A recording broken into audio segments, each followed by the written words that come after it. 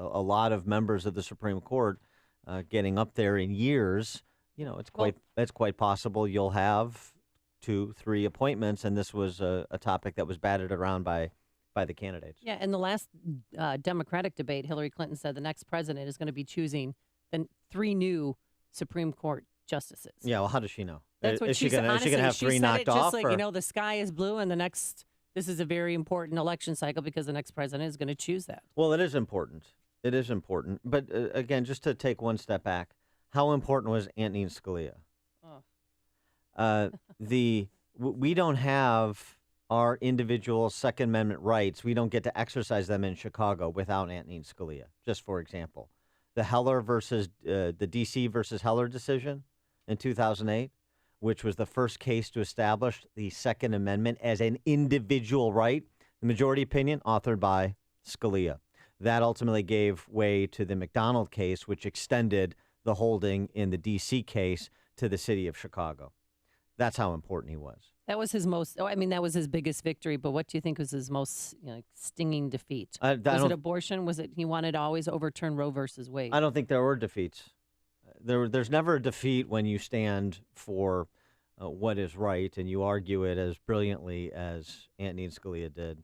So he did. I mean, he made the Supreme Court justice. He made it fun for people like myself because of his rhetoric, even his opinions and his dissents. He had added a touch of humor to every opinion. Well, he did, which is why he was so beloved even by his colleagues. Ruth Bader Ginsburg, there was an opera, because they were both opera buffs, and this was one of the things that bound them. Ruth Bader Ginsburg and he were buddies, and she wrote a very nice tribute to him. There was an opera that was written in their honor.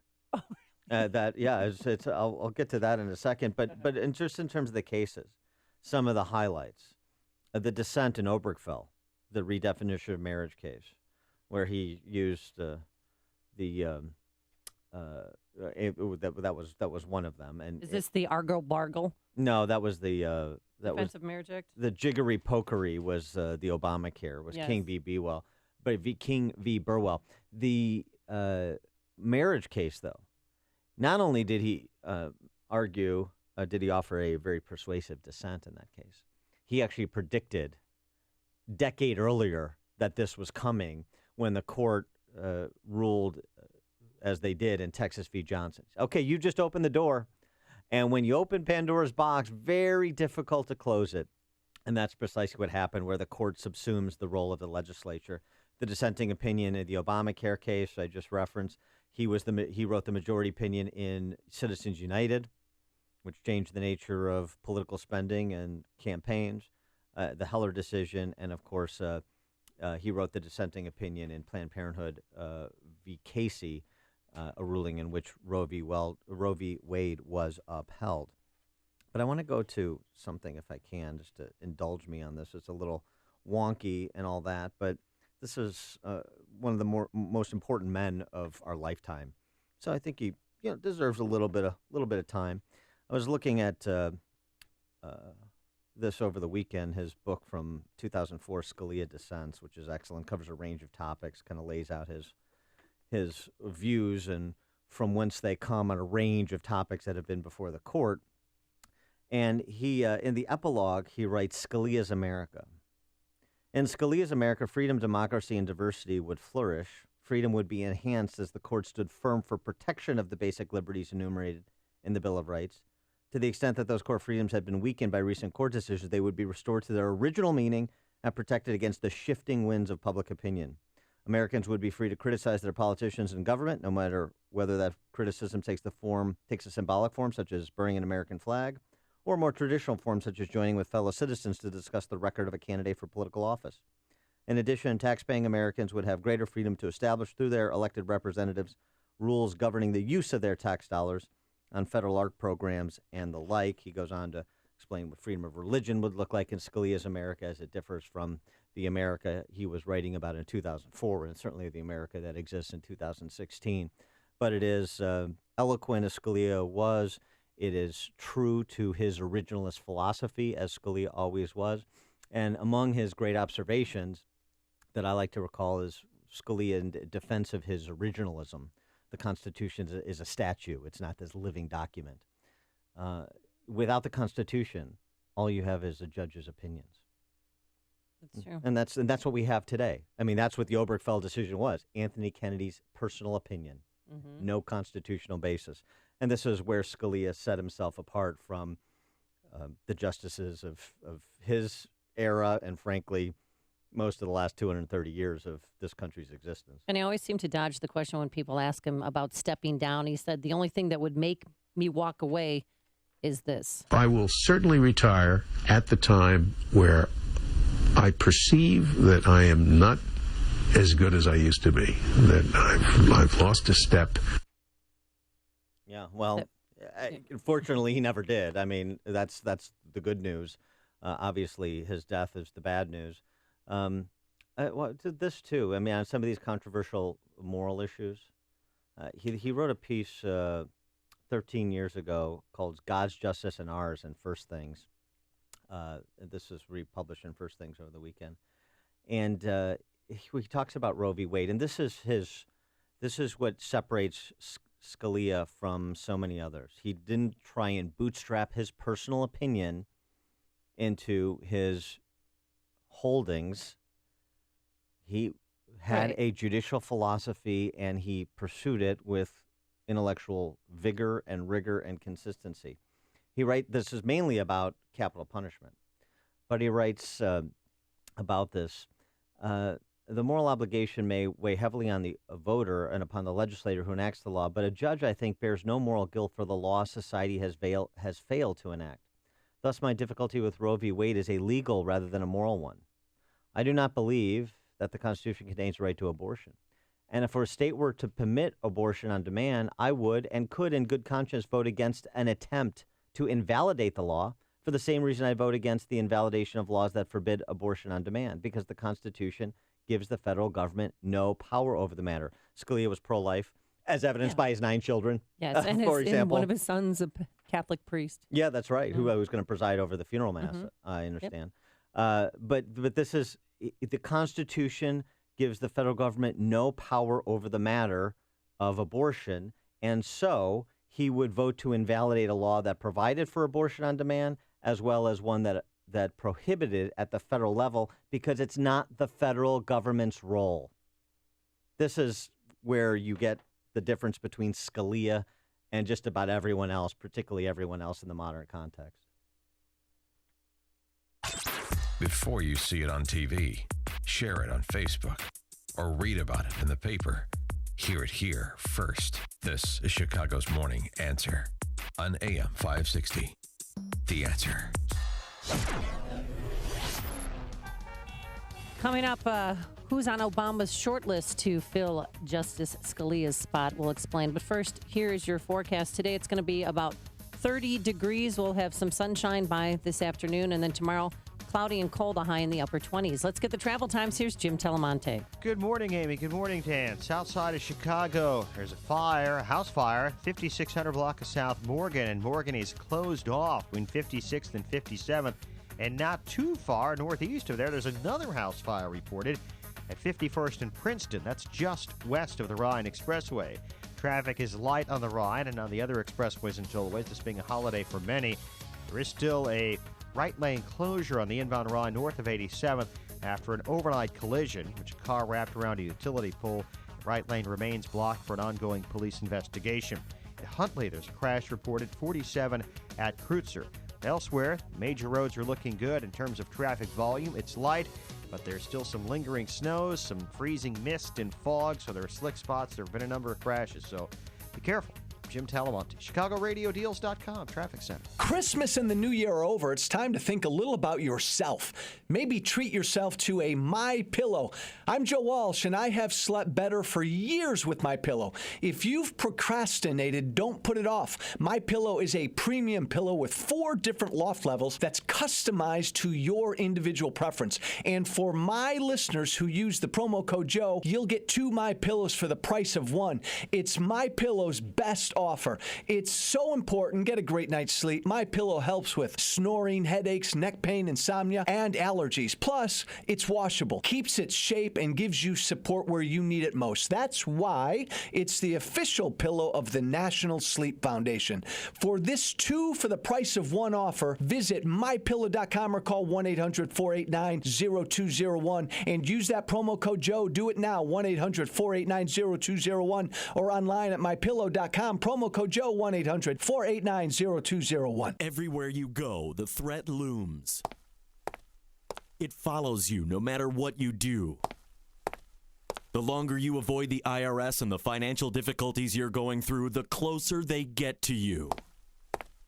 John DeWatt of Thinking Outside the Box Law Firm can help you end the feeling of being hunted by the IRS. If you've avoided taxes or could benefit from the life-saving assistance of bankruptcy, it's time you call John DeWatt. This is an attorney who is willing to take on the federal government on your behalf. He has worked to discharge thousands of dollars in penalties, and he can help you settle your debts once and for all. Call 888-777-4193. Let the hunters become the hunted. Let John DeWatt of Thinking Outside the Box Law Firm deal with the IRS personally. Call John for your own relief plan. 888-777-4193 or online at thinkingoutsidetheboxlaw.com. That's thinkingoutsidetheboxlaw.com.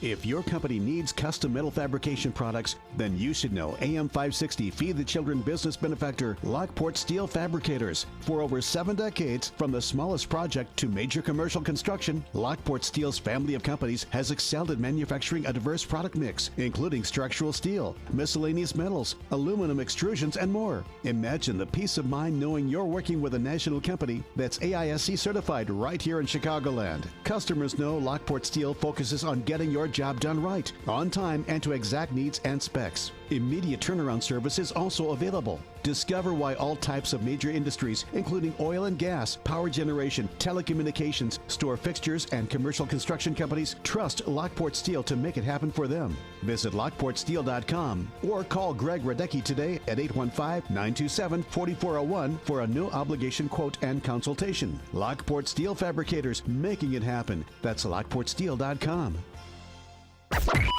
AM 560, The Answer.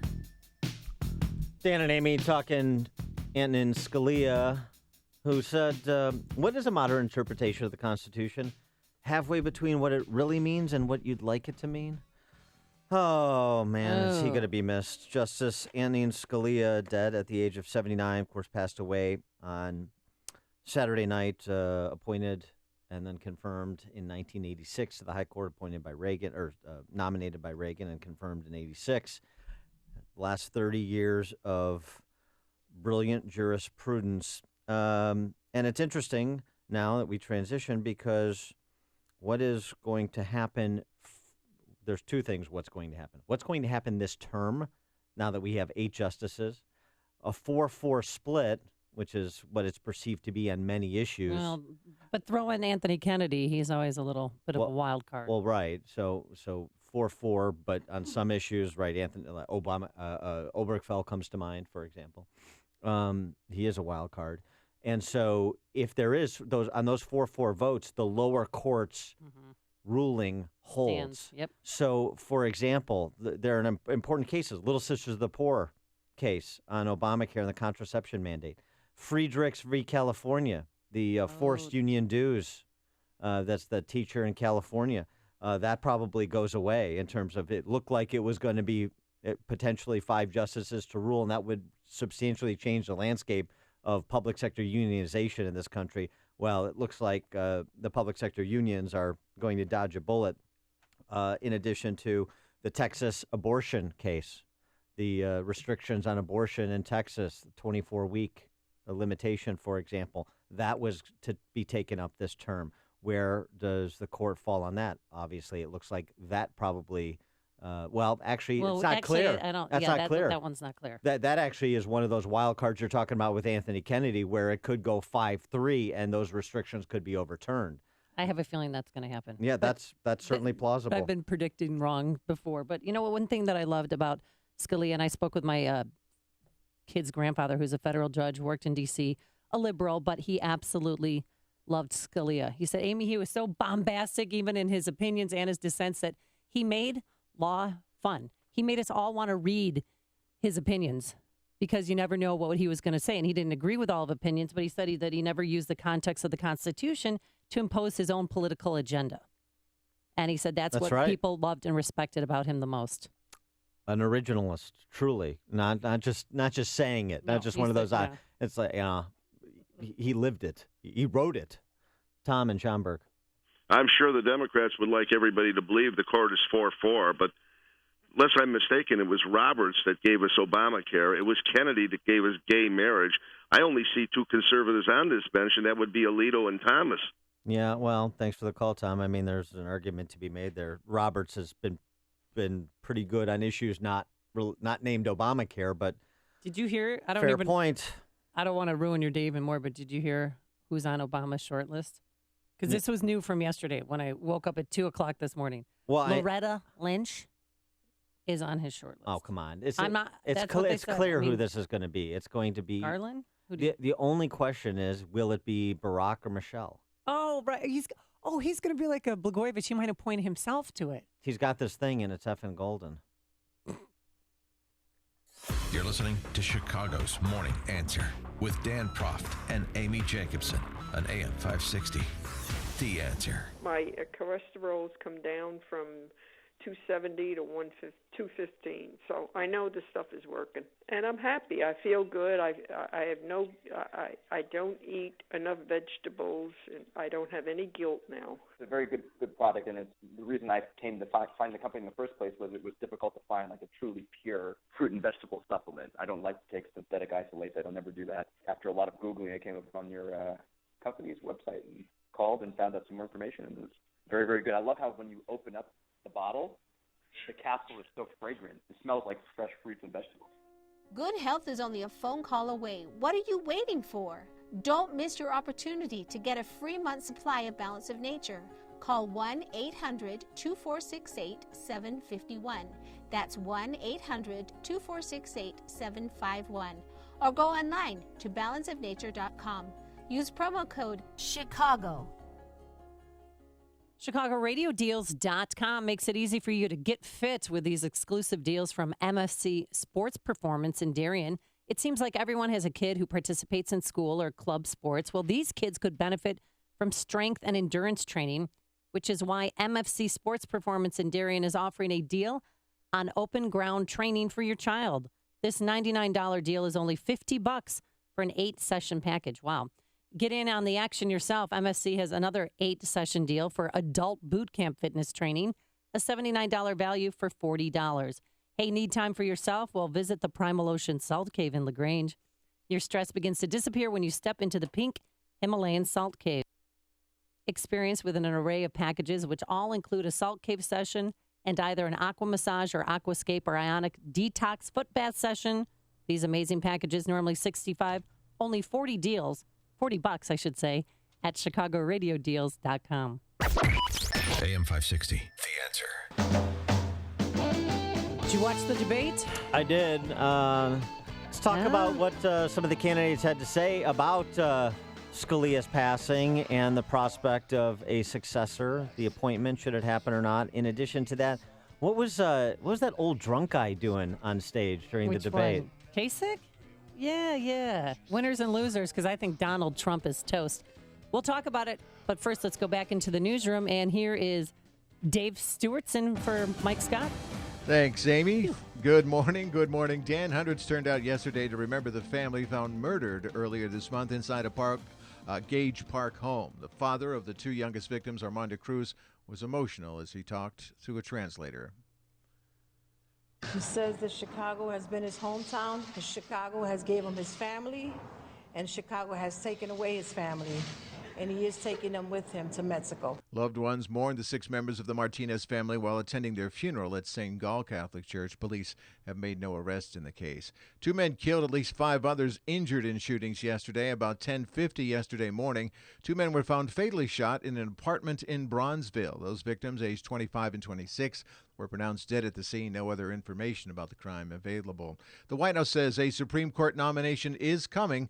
when the Senate comes back to work. Texas Senator Ted Cruz is claiming a liberal Supreme Court would be a threat to American liberties. I don't think the American people want a court that will write the Second Amendment out of the Constitution. All of those are 5-4 issues that are hanging in the balance. Cruz told ABC's This Week he would filibuster anyone nominated by President Obama to replace the late Justice Antonin Scalia, who died Saturday. Kanye West says he's more than $50 million in debt and he needs help. The hip-hop star made that claim on Twitter just before his new album premiered on Tidal and on West's website. In sports, the NBA All-Star Game had the West over the East yesterday, 196-173. Tonight, the Blackhawks host Toronto. News and service of the Chicago Auto Show. Visit the Chicago Auto Show at McCormick Place now through the 21st to see 1 million square feet of everything new in the auto world.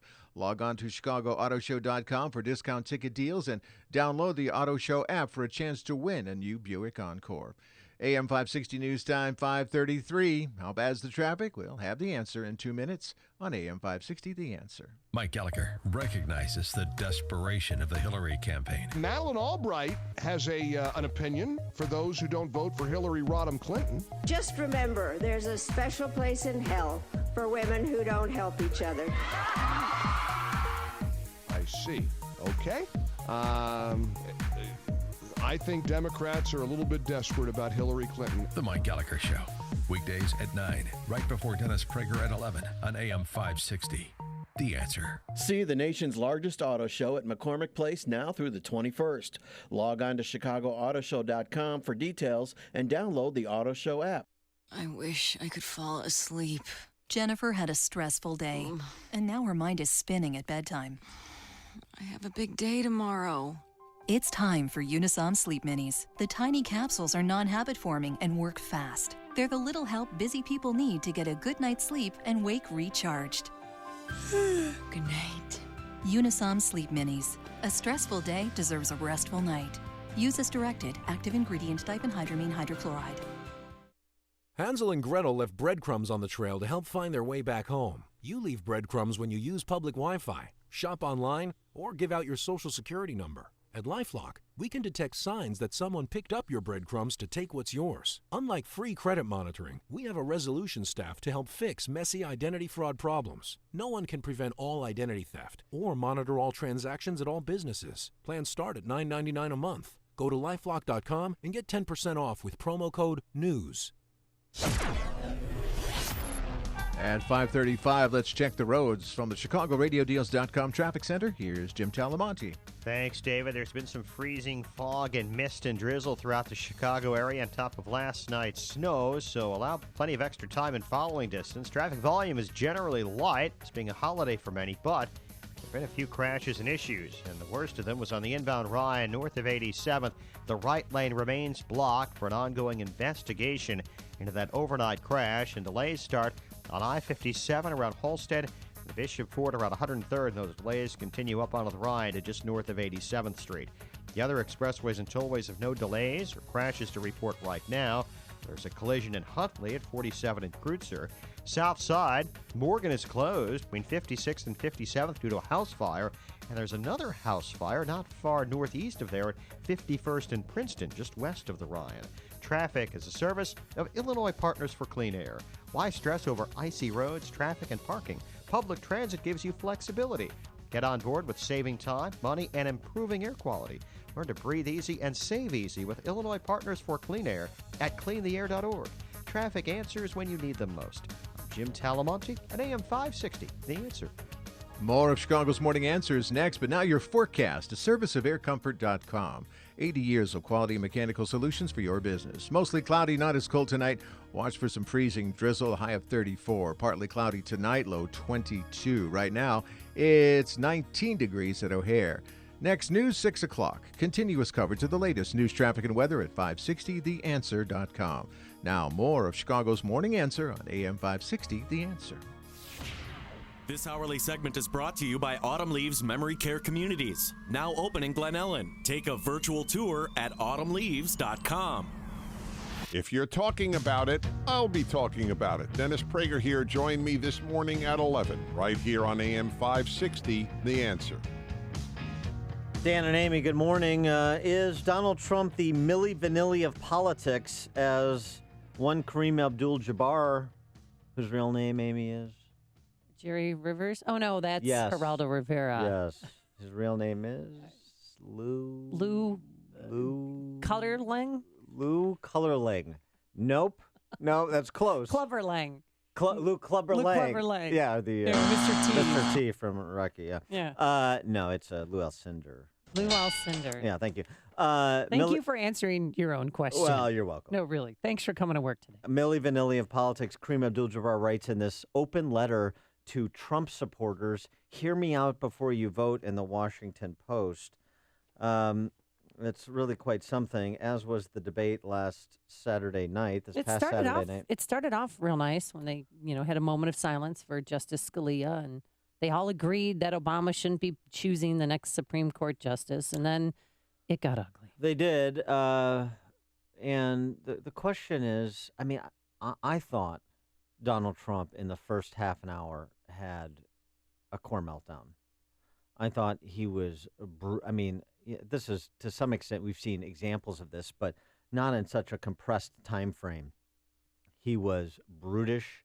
He was insulting. He was obstreperous, where he keeps obstreperous. He kept interrupting everyone, like I'm doing to you right now. in addition to the substance of what he actually said. Well, there was no substance. Well, there was some. If you found it, I hope to goodness you blogged it so you can bring it to us today. Well, he rinsed and repeated the left's line.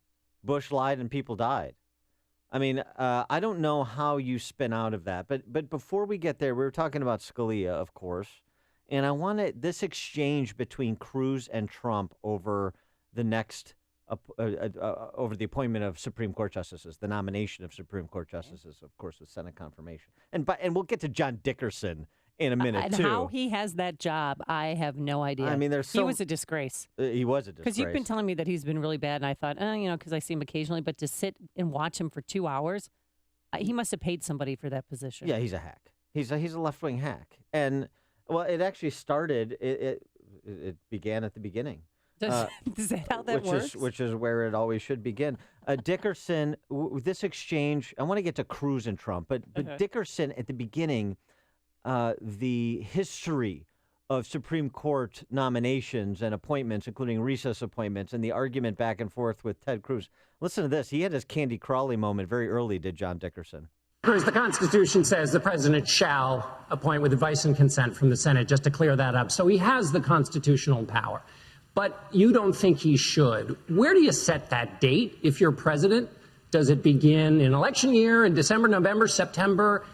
And once you set the date, when you're president, will you abide by that date? Well, we have 80 years of precedent of not confirming Supreme Court justices in an election year. And let me say, Justice Scalia... I'm sorry to interrupt. Were any appointed in an election year? Or is that just there were 80 years? 80 years of not confirming. For example, LBJ nominated Abe Fortas. Fortas did not get confirmed. He was defeated. But Kennedy was confirmed in 88. No, Kennedy was confirmed in 87. He was appointed in 87. He was appointed in 88. That's the question. Is it appointing or confirming? What's the difference? In this case, it's both. But if I could answer the question. Sorry, I just want to get the facts straight for the audience. I apologize. And then Cruz stared him down. First of all, dear Lord, what a hot mess. First of all, he mischaracterized Ben Carson's response. The opening where Dickerson clarified the president has the power to nominate. Of course he does, you moron. Everybody agreed with that. And Carson had to restate his position to correct Dickerson's wrong presentation of what Carson said. Everybody understands the president has the appointment power, you dingbat, Dickerson. You're correcting something that no one said. That was number one. Number two, Anthony Kennedy. Anthony Kennedy was nominated in 87, which is what Cruz was intimating. And oh, by the way, Dickerson, since you want to get the facts out for the audience, Anthony Kennedy was nominated in 87. That was after Robert Bork had been borked, had been turned into a verb, right. And Ginsburg had his nomination withdrawn as well because he smoked pot and the faculty lounge or whatever the hell. The point is that Democrats pushed that out. The nomination was made a couple of years before for the vacancy, and it got all the way to 87 the year before Reagan effectively leaves office because of Democrats' obstructionism and bork in the Senate. And he was John Dickerson. Yeah, John Dickerson, and You he was moron. sworn in February 18th, 1988. That was his swearing-in date. So Dickerson. I mean, so that's how it started. And then, you know, Cruz went on to offer his reviews of Scalia. But the best exchange on this, since, as you suggested, there was general agreement Obama shouldn't appoint and McConnell and the Senate should stop this at every turn. And we'll get to the whole recess appointment issue in a minute. The list is growing. But Cruz, Jeb Bush, who said, I'm the only one who went after Trump. No. Cruz went after Trump, and he went after Trump where it hurts on Trump's record and what he is likely to do if he were president of the United States.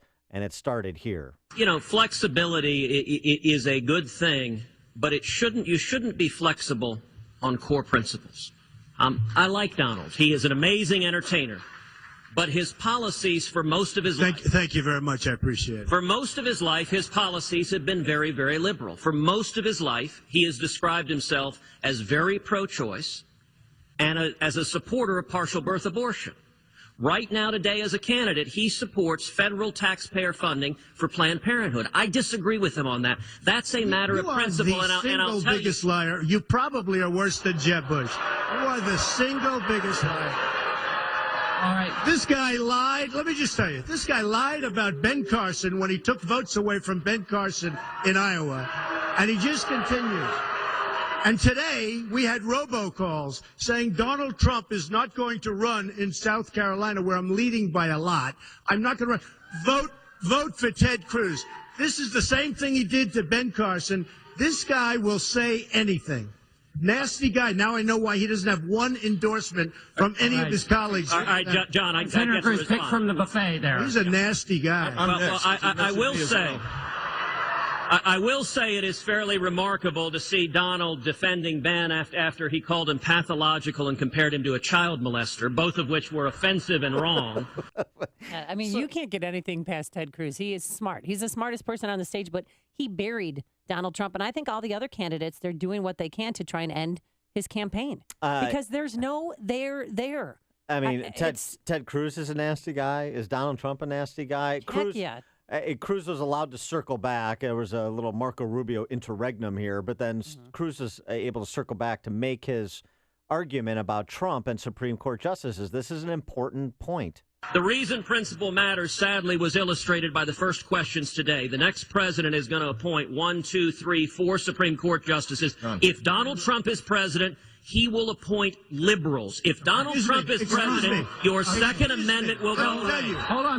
Yeah, he went on to point out that not only the issue of the Second Amendment, the issue of life, he just said, look, anybody who supported Hillary Clinton and gave money to John Kerry in 2004 isn't concerned about conservative justices.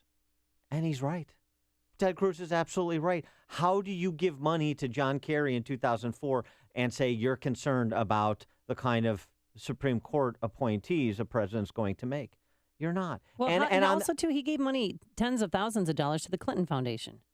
I understand that, but that's one thing. The other thing is a Democrat nominee for president of the United States in 2004, where that was a very close race, you'll recall. So that's, in this, I get along with everybody, and that explains it. It doesn't explain it. Here's something else that has gone unexplained from Trump. Okay, you're not pro-abort anymore, which you used to be. Pro-choice. No. Pro-abortion. That's what he was. When you're for partial birth abortion, you're a pro-abortion. When you're for funding Planned Parenthood with $500 million, you're pro-abortion because that's their business. That's their business. And Donald Trump, again, said Planned Parenthood does some good things on stage on Saturday night. Really? That's the statement of this newly converted pro-lifer? What was the conversion moment for you, Donald Trump?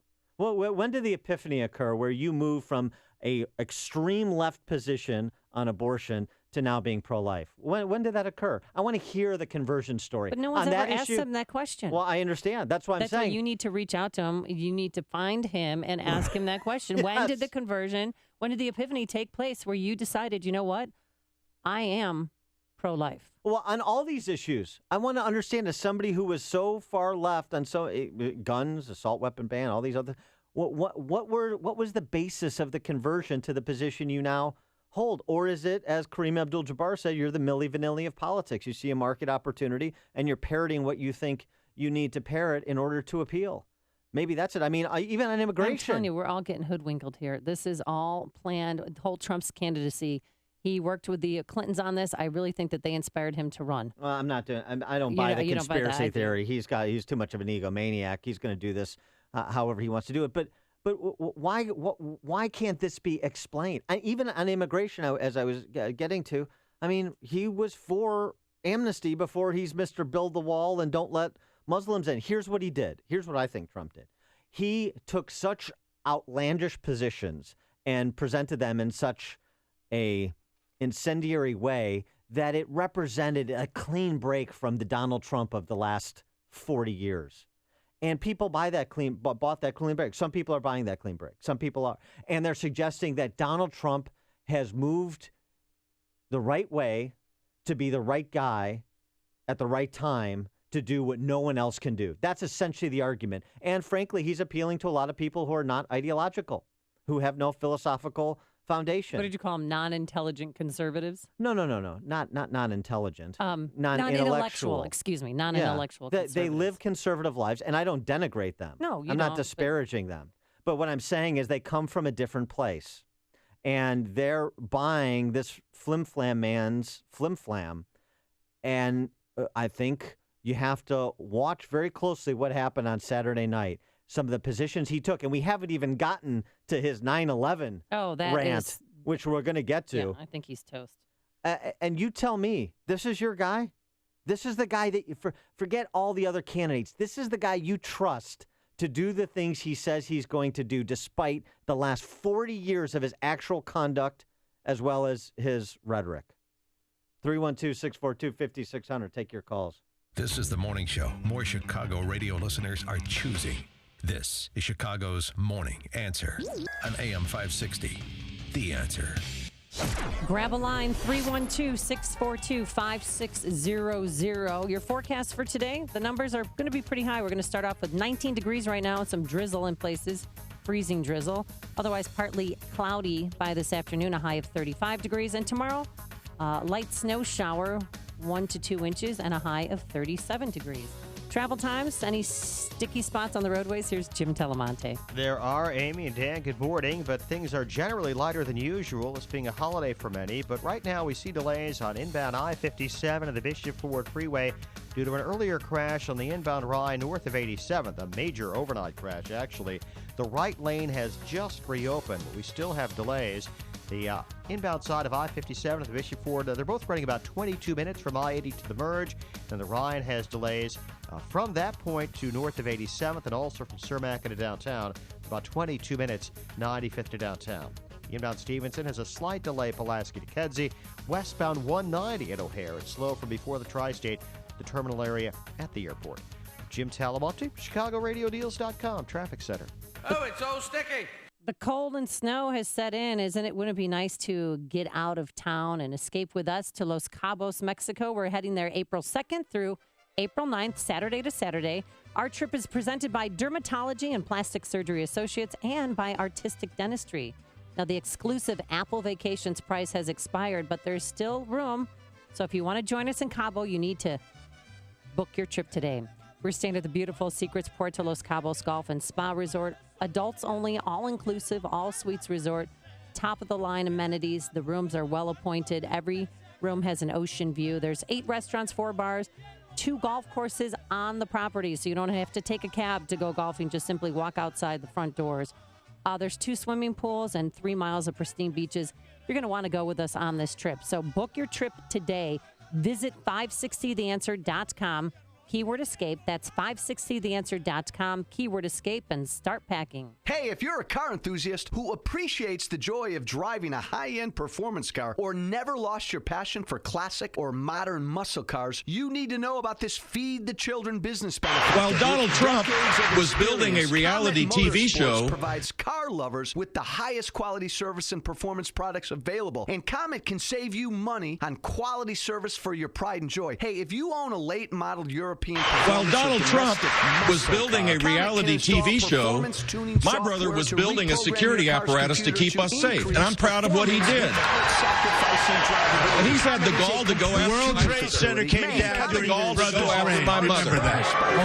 If you have minor dents and dings, including hail damage, Comet can perform expert paintless dent repair to avoid bodywork and painting. Call Comet Motorsports in St. Charles at 630-584-5400 or visit CometMotorsports.com. That's Comet with a K. I'm Dan Proft with an Upstream Idea, brought to you by the Illinois Policy Institute. 27. Illinois state employees, on average, receive total compensation 27% higher than their private sector counterparts. State employees made nearly $4,000 more in wages and $13,000 in benefits than private sector employees. More than half of state workers will retire before the age of 60 with a guaranteed state pension. The state is in a financial death spiral with ground impact imminent. So keep this in mind. Flexibility. As Governor Bruce breaks off contract talks with AFSCME. Obviously, it was a mistake. So George Bush made a mistake. We can make mistakes, but that one was a beauty. We should have never been in Iraq. We have destabilized the Middle East. But so you still think he should be impeached? It's my turn, isn't it? You do whatever you want.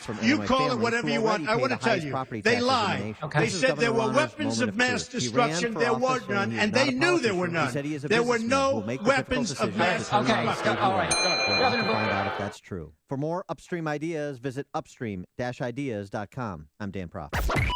AM 560, The Answer. Dan and Amy. Oh, a little minute. Nice. Blame it on the rain. It keeps falling. Trump should have called in sick for that debate. Whew. I think he's going to lose now in South Carolina because you don't go after the Bushes. The South Carolinians love the Bushes. They voted for George W. Bush in 2000 after he lost the New Hampshire primary. And Donald Trump, I think he went after the wrong guy. Yeah, well, he's 20 points up in the Real Clear Politics average, so there's a lot of ground to make up for Cruz or Rubio in 5 days. We'll see. This is Trump, though. Trump adopting the MoveOn.org position on the Iraq war. Listen to this. Listen to this, and you tell me if this is a position you subscribe to. Obviously, it was a mistake. So George Bush made a mistake. We can make mistakes, but that one was a beauty. We should have never been in Iraq. We have destabilized the Middle East. But so you still think he should be impeached? I think it's my turn, isn't it? You do whatever you want. You call it whatever you want. I want to tell you, they lied. Okay. They said there were weapons of mass destruction. There were none, and they knew there were none. There were no weapons of mass destruction. All right. So the key point there is not you agree or disagree with going into Iraq. That's certainly legitimate positions on both sides. They lied and they knew it. Bush lied and people died. That's Donald Trump's bumper sticker assessment of the Bush administration with respect to Iraq, and he also suggests the lie was purposeful. And this is why Dickerson asked the question, do you still think that George W. Bush should be impeached as you kind of insinuated he should be 8 years ago? This is going to be the Republican nominee for president of the United States? He sounds like a flaming Democrat to me. Whew. Greg in LaGrange. Hey, good morning. Morning. You know what ticked me off about that is we learned nothing from the last election with the Candy Crowley. Who set up that three-ring circus? That person, if it's Reince Priebus, should be fired. That was an embarrassment. Thanks for the call, Greg. Randy in Sandwich. Okay, in the very beginning, I was going with Trump, and then I was looking that direction. And then at some point I said to myself, have we went so far through politics that a person would virtually just get up, sell their soul to the devil, and say everything the other side would want to hear and promise everything they've ever dreamed of in order to be able to get elected? And my question to you is, let's play this hypothetical out.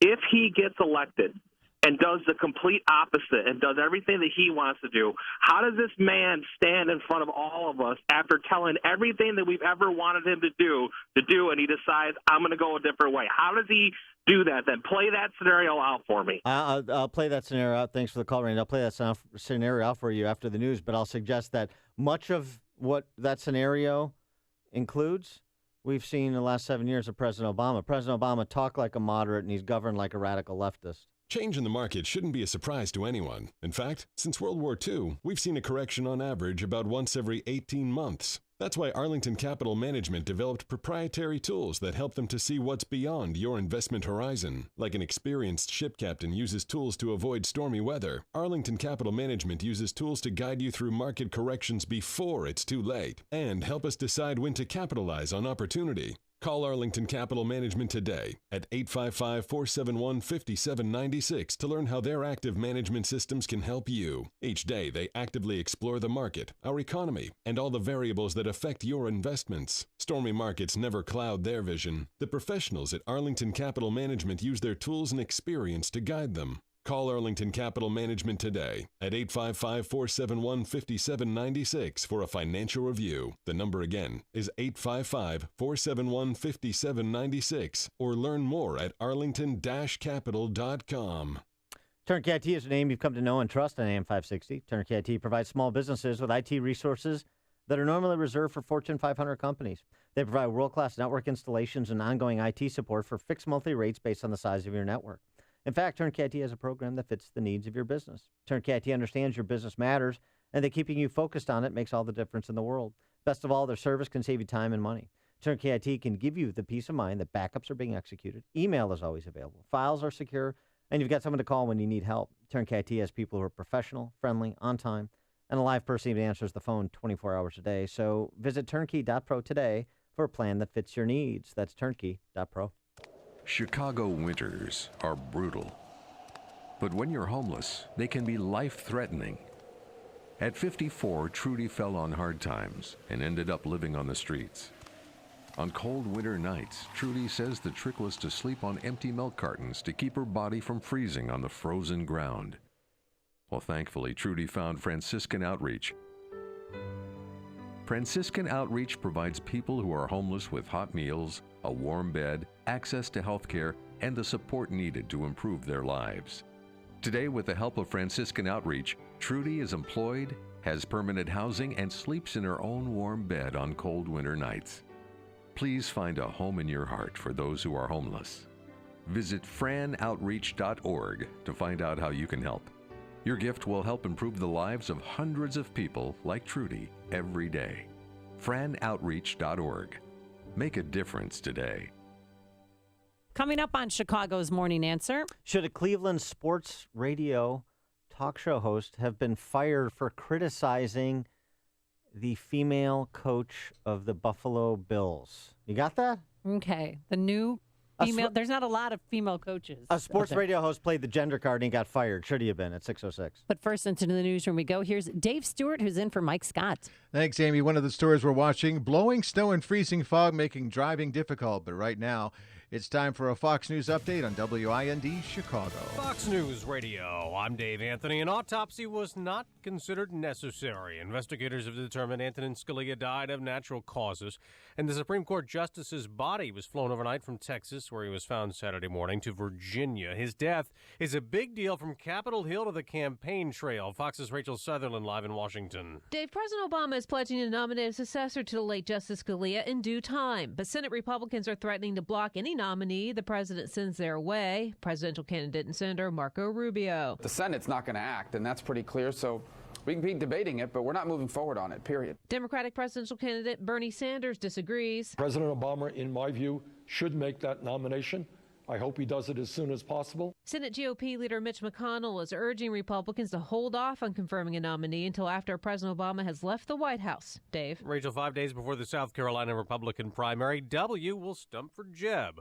Former President Bush will campaign for his brother for the first time. Jeb Bush says he kept America safe after 9/11. Donald Trump disagrees, telling CBS. So you can't say that we were safe under his reign when the World Trade Center comes down and the CIA said something like that was going to happen. Trump has a 20 or more point lead in South Carolina polls that came out over the weekend, with Hillary Clinton holding a big lead in the Democratic race. People from North Carolina to New York need their snow shovels today. Some areas there over to Pennsylvania and Ohio could get up to 8 inches of snow.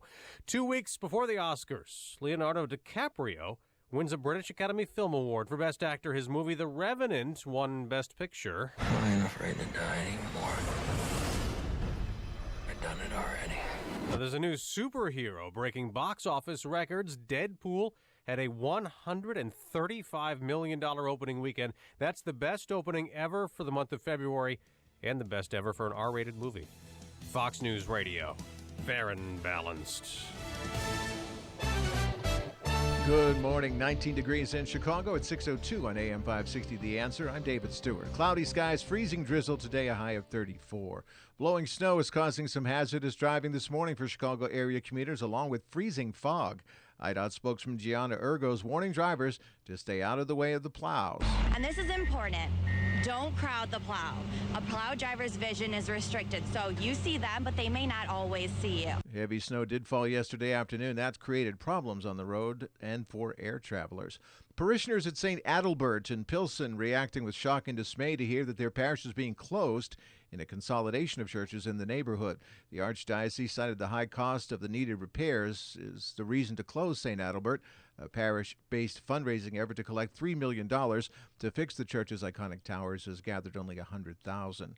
According to the Chicago Sun-Times and the Better Government Association, the CTA has spent nearly $94 million over 15 years on a retirement program that's allowed former executives to start collecting pensions in their late 40s and early 50s. The plan also allows those execs to double dip, holding other government jobs while taking a CTA pension. The plan paid more than $7 million to 500 former executives in 2014 alone. Tomorrow's the last day to register to vote in Chicago for the primary, at least in the least difficult way. Potential voters can register online, provided they have an Illinois driver's license or state ID card. They can register by mail if it's postmarked no later than Tuesday, and you can register in person downtown at 69 West Washington. In sports, the NBA All-Star Game had the West over the East, 196-173, and the Blackhawks tonight hosting Toronto. Markets, they're closed today because of President's Day. News and service of the Chicago Auto Show. Visit the Chicago Auto Show at McCormick Place now through the 21st to see 1 million square feet of everything new in the auto world. Log on to ChicagoAutoShow.com for discount ticket deals and download the Auto Show app for a chance to win a new Buick Encore. AM 560 News Time, 6:04. Where are the cars? We'll have the answer in 2 minutes on AM 560, The Answer. Each year, the month of March is all about the madness. He's a whack job. He's a wacko. This year, as the number of candidates dwindles and the delegate count climbs, the remaining candidates will meet for one final debate. On March 10th, and AM 560 is hosting the final debate watch party of the primary season. On Thursday, March 10th at Austin's Fuel Room in Libertyville. Tickets are just $25 and include an all-you-can-eat buffet. Visit 560theanswer.com/March. That's 560theanswer.com/March. Sponsored in part by Black Rhino Concealment. Winter weather is here, and this season's roller coaster ride and temperatures can be especially taxing on your business's mechanical HVAC system. That's why it's important to schedule a comprehensive review of your system today with Air Comfort, Chicagoland's leading mechanical professionals. For more than 80 years, Air Comfort has maintained hundreds of businesses' HVAC systems throughout Chicagoland and Northwest Indiana. Why do they trust their mechanical systems to Air Comfort? It's simple. Because they understand that Air Comfort has the best trained and highly skilled team of award-winning technicians. That's why Air Comfort is recognized as an MSCA Star Contractor, a designation achieved by only 2% of contractors nationwide. With a large service fleet of more than 80 fully equipped vehicles, chances are that an Air Comfort technician is nearby. Schedule your system check by calling now, 708-345-1900, or online at aircomfort.com. Control, this is QL1. Side hatch is secure. QL1, this is Control. We copy, showing normal cabin pressure. Over. Control, this is QL1. Do you like mortgages? That's a negative, QL1. Over. Control, do you like rockets? That's affirmative, QL1. Over.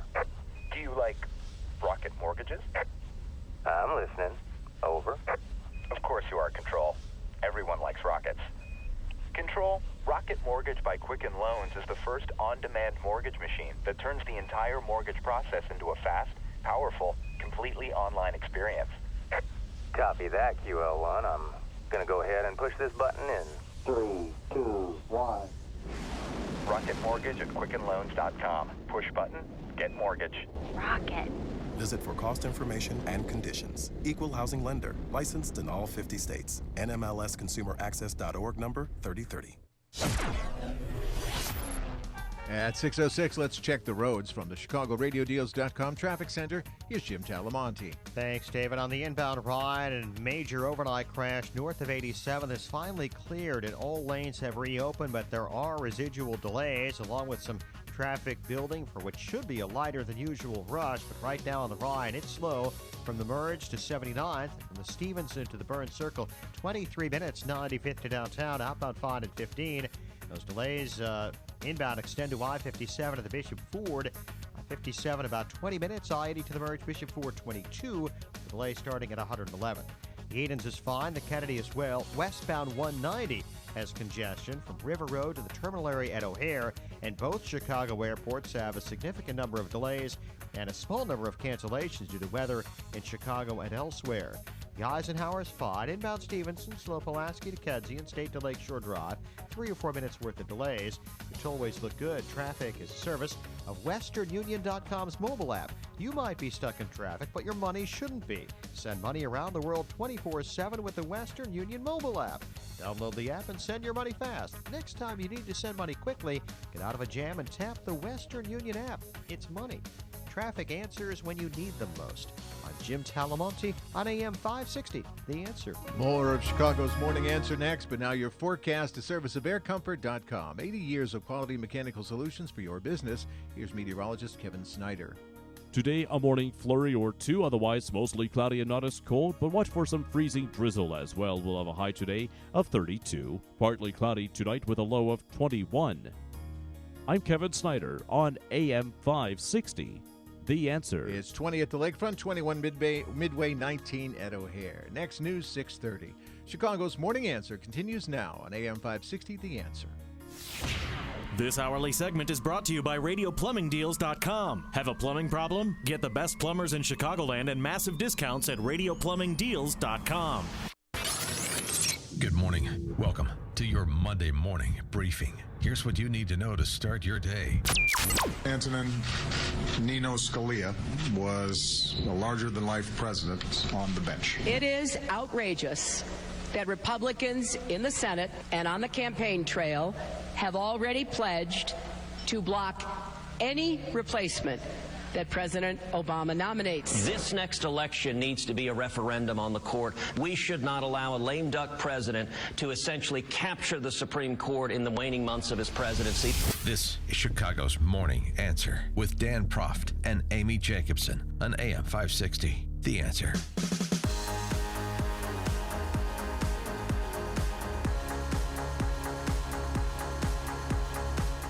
Good morning, Dan and Amy. All right, we need to take a little bit of a break. A little bit of a I'm sad. Cleansing breath from Scalia, from presidential politics. From that GOP scream fest. Let's talk about politics of a different sort. Politics in our business. Not quite our business, but talk radio, sports talk radio, the issue here. Morning sports talk radio host Kevin Kiley is in Cleveland. He's some station called The Fan in Cleveland. Cleveland. Oh, yeah, that's a big station there. Oh, okay. They're into their sports. They love their LeBron James. Yeah. No, they've Browns. Kind of sad, Cleveland, waiting for a Johnny Manziel championship from somebody someday. Not going to happen. Kiley resigned, but, he's basically been forced out. That's why I termed it a firing.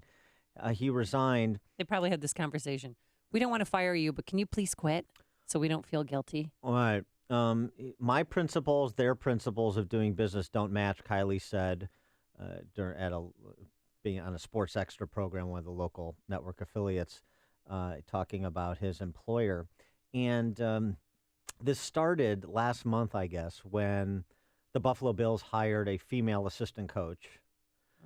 Rex Ryan hired as the first full-time female assistant coach in NFL history, a woman who's 30 years old. She's going to be the Buffalo Bills special teams quality coach. Oh, special teams quality coach. So she basically reviews films from the other teams. That's what I was told. Those are her job responsibilities. Okay. She had previously been administrative assistant to Rex Ryan. She kind of grew up around the game. She was the team manager in high school and I think college as well. She was a good athlete herself. Anyway, she's 30 years old.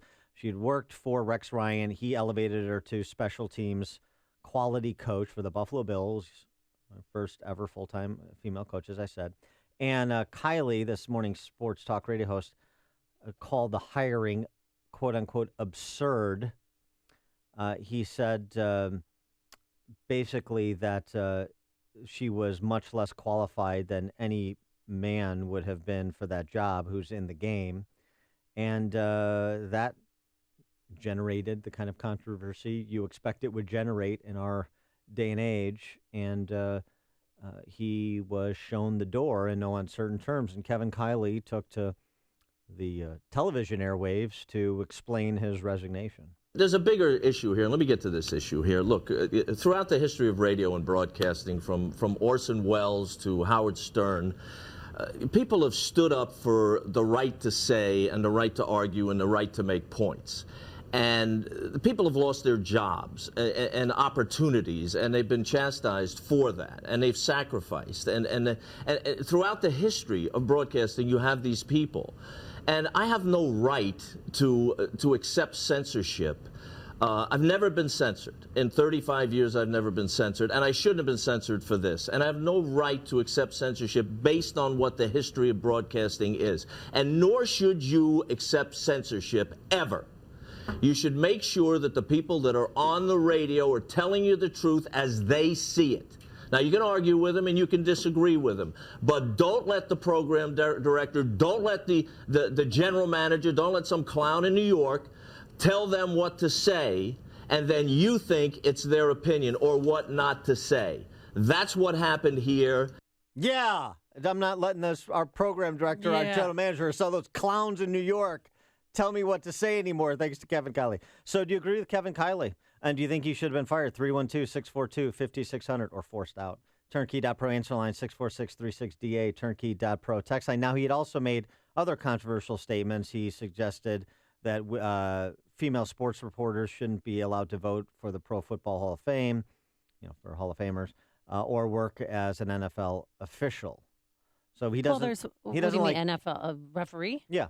Well, there is one female referee, and she's been she's 17 years she has spent reffing, and she deserves that position. He's against it. And if she messes up, we will all know about it, and I'm sure she will be demoted. Well, Kevin Kiley's against it. Well, that's his opinion, but in this politically correct society that we live in now, it's so sad that you can't say anything about a female in any position because you risk the chance of losing your job.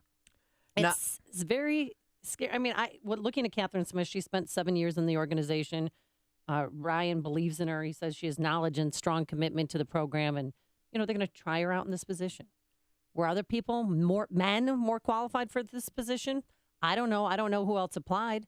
Well, but I'm sure that if they didn't have certain body parts, they didn't get the job. Hey-oh. Well, first of all, I will don the cap I normally don as the feminist here.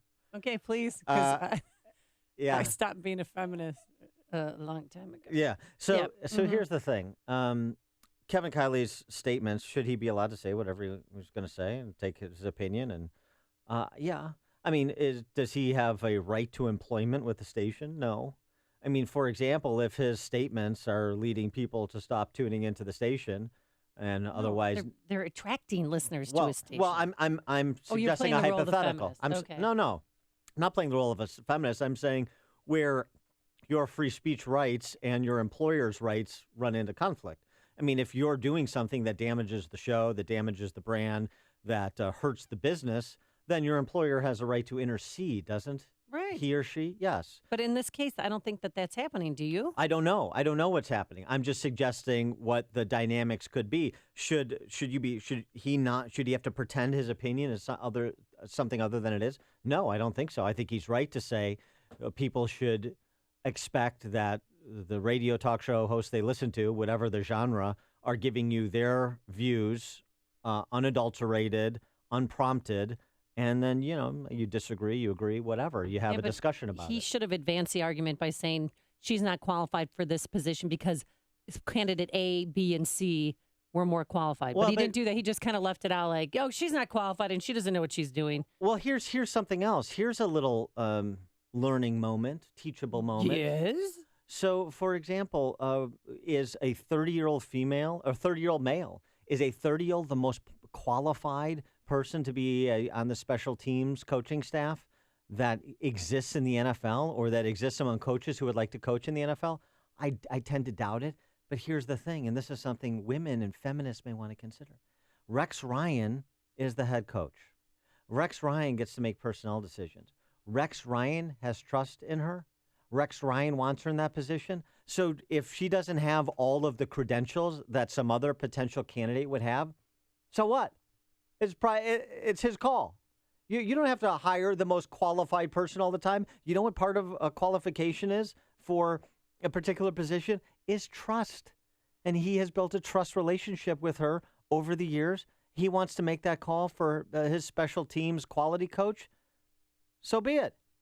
But now when somebody else gets passed over who's got, a slightly better academic credential or a slightly better professional credential, but doesn't have the same kind of relationship for whatever reason with a particular employer, remember this case.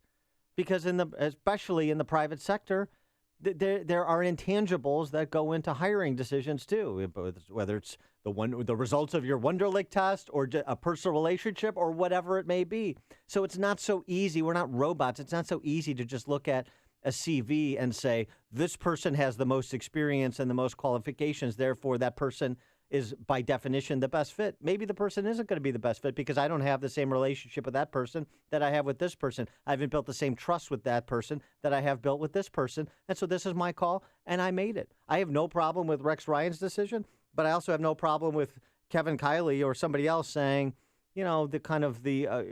using some form of, his argument, using some form of affirmative action to shoehorn women into the sport is wrong. If he wants to take that position and argue it, and then I don't see anything wrong with that either. And you did mention her age. She is a young 30. She just turned 30. But look at the general manager of the Chicago Bears, Ryan Pace. He's 37 years old. Yeah. 37 years old.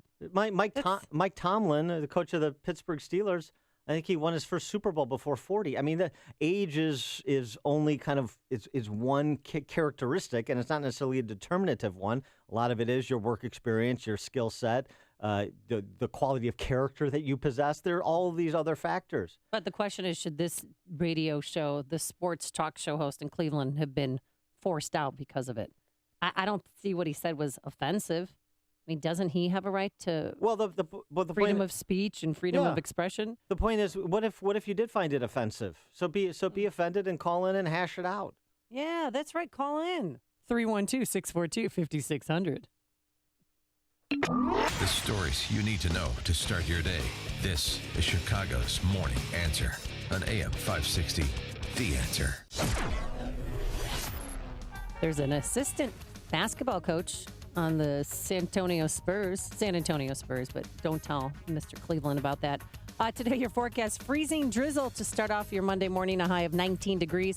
Going up to a high today of 35 degrees. And tomorrow, some light snow, just a dusting to an inch at a high of 37 degrees. Travel times on this President's Day. Here's Jim Telemonte. Thanks, Amy and Dan. Good morning. At O'Hare and Midway, we're seeing a number of flight delays, a small number of cancellations due to weather in Chicago and elsewhere. That fog is an issue. Kennedy inbound, just a little heavy. Nagel to Foster. It's just 21 minutes. O'Hare to downtown. Outbound fine at 20. No delays to report on the Edens. Eisenhower, little sluggish. Manheim to First Avenue. About a 2-minute delay. It's fine outbound. Stevenson runs 37 minutes, 3:55 to Lakeshore Drive, outbound fine at 34. Orion, 23 minutes, 95th to downtown. An overnight crash north of 87th has now cleared out of all the lanes. I-57, 17 minutes, I-80 to the merge, Bishop Ford, 18. They've improved with that crash on the Ryan clearing. Tollways are fine, Northwest Indiana as well. I'm Jim Talamonte, ChicagoRadioDeals.com, Traffic Center.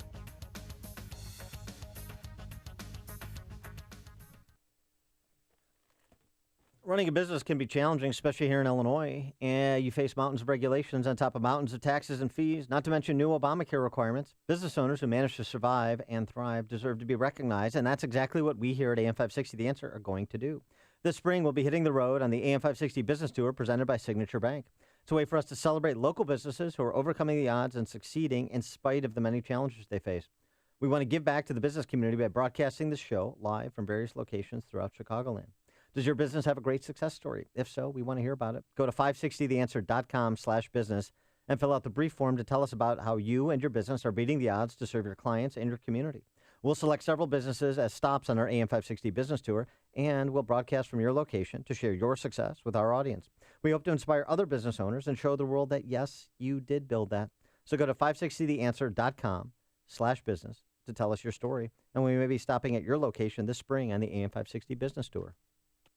Your company uses interior lighting 12 hours a day, 5 or more days a week. That's up to 40% of your energy costs. Now imagine huge immediate savings with worry-free replacement lights that fit in your current fluorescent fixtures. LED tube lighting with a 10-year warranty and up to 20-year useful life. Cost-conscious companies are converting now to cutting-edge revolutionary LED lighting. From factories and retail to office and residential, discover the benefits of quality manufactured LED lighting from Chicago's premier LED fluorescent replacement provider, Lights LLC. They're retrofit so there's no fixtures to replace. Made of safe, unbreakable plastic, they won't flicker and eliminate ballast buzz. Your employees will love them. To learn more, contact Lights LLC right now for a free lighting ROI analysis. Call Scott Moninger at 630-778-5002 or visit LITESLLC.com, 630-778-5002 or lightsllc.com. Lights is a proud Feed the Children business benefactor. Ah, yes, the good old 9 to 5. Good stuff, huh?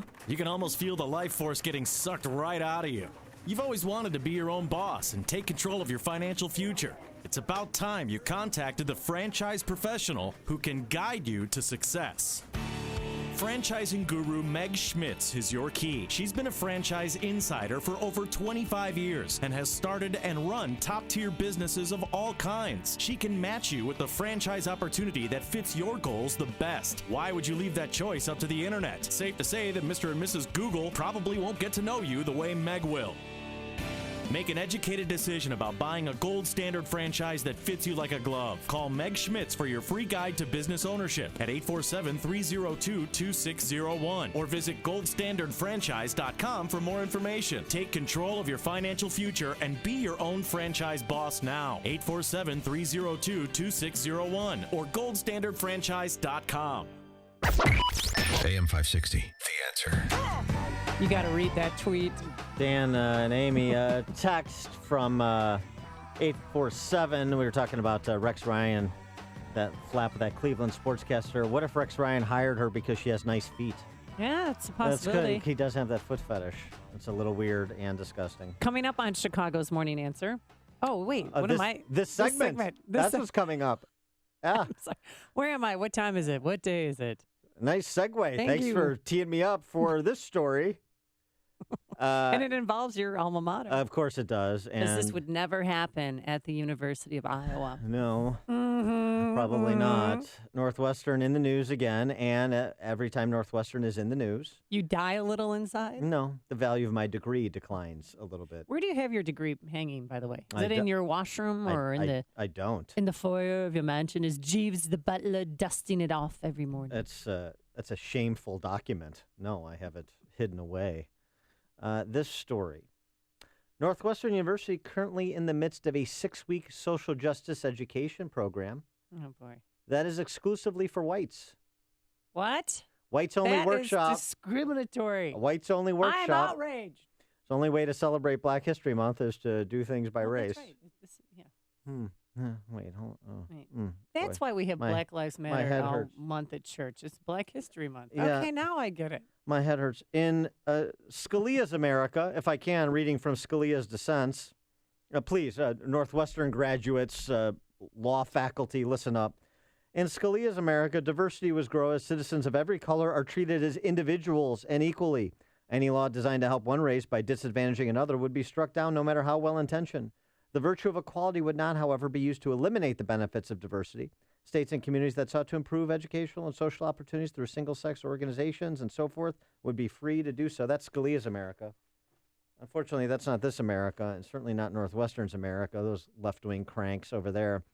Deconstructing Whiteness. That's the name of the workshop. It is a 6-part workshop series for students who self-identify as white. Well, what do you identify as? Black.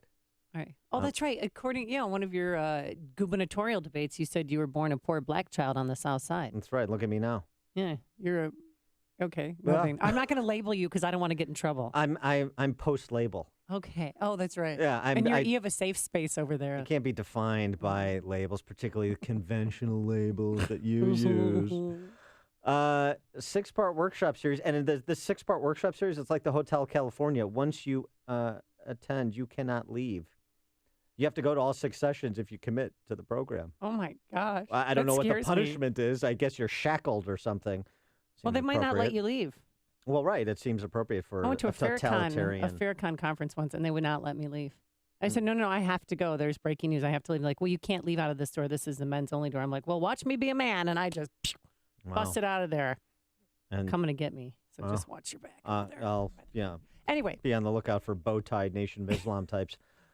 So this 6-part series, Deconstructing Whiteness, it's intended to answer important questions. Now, remember, this is for students who self-identify as white.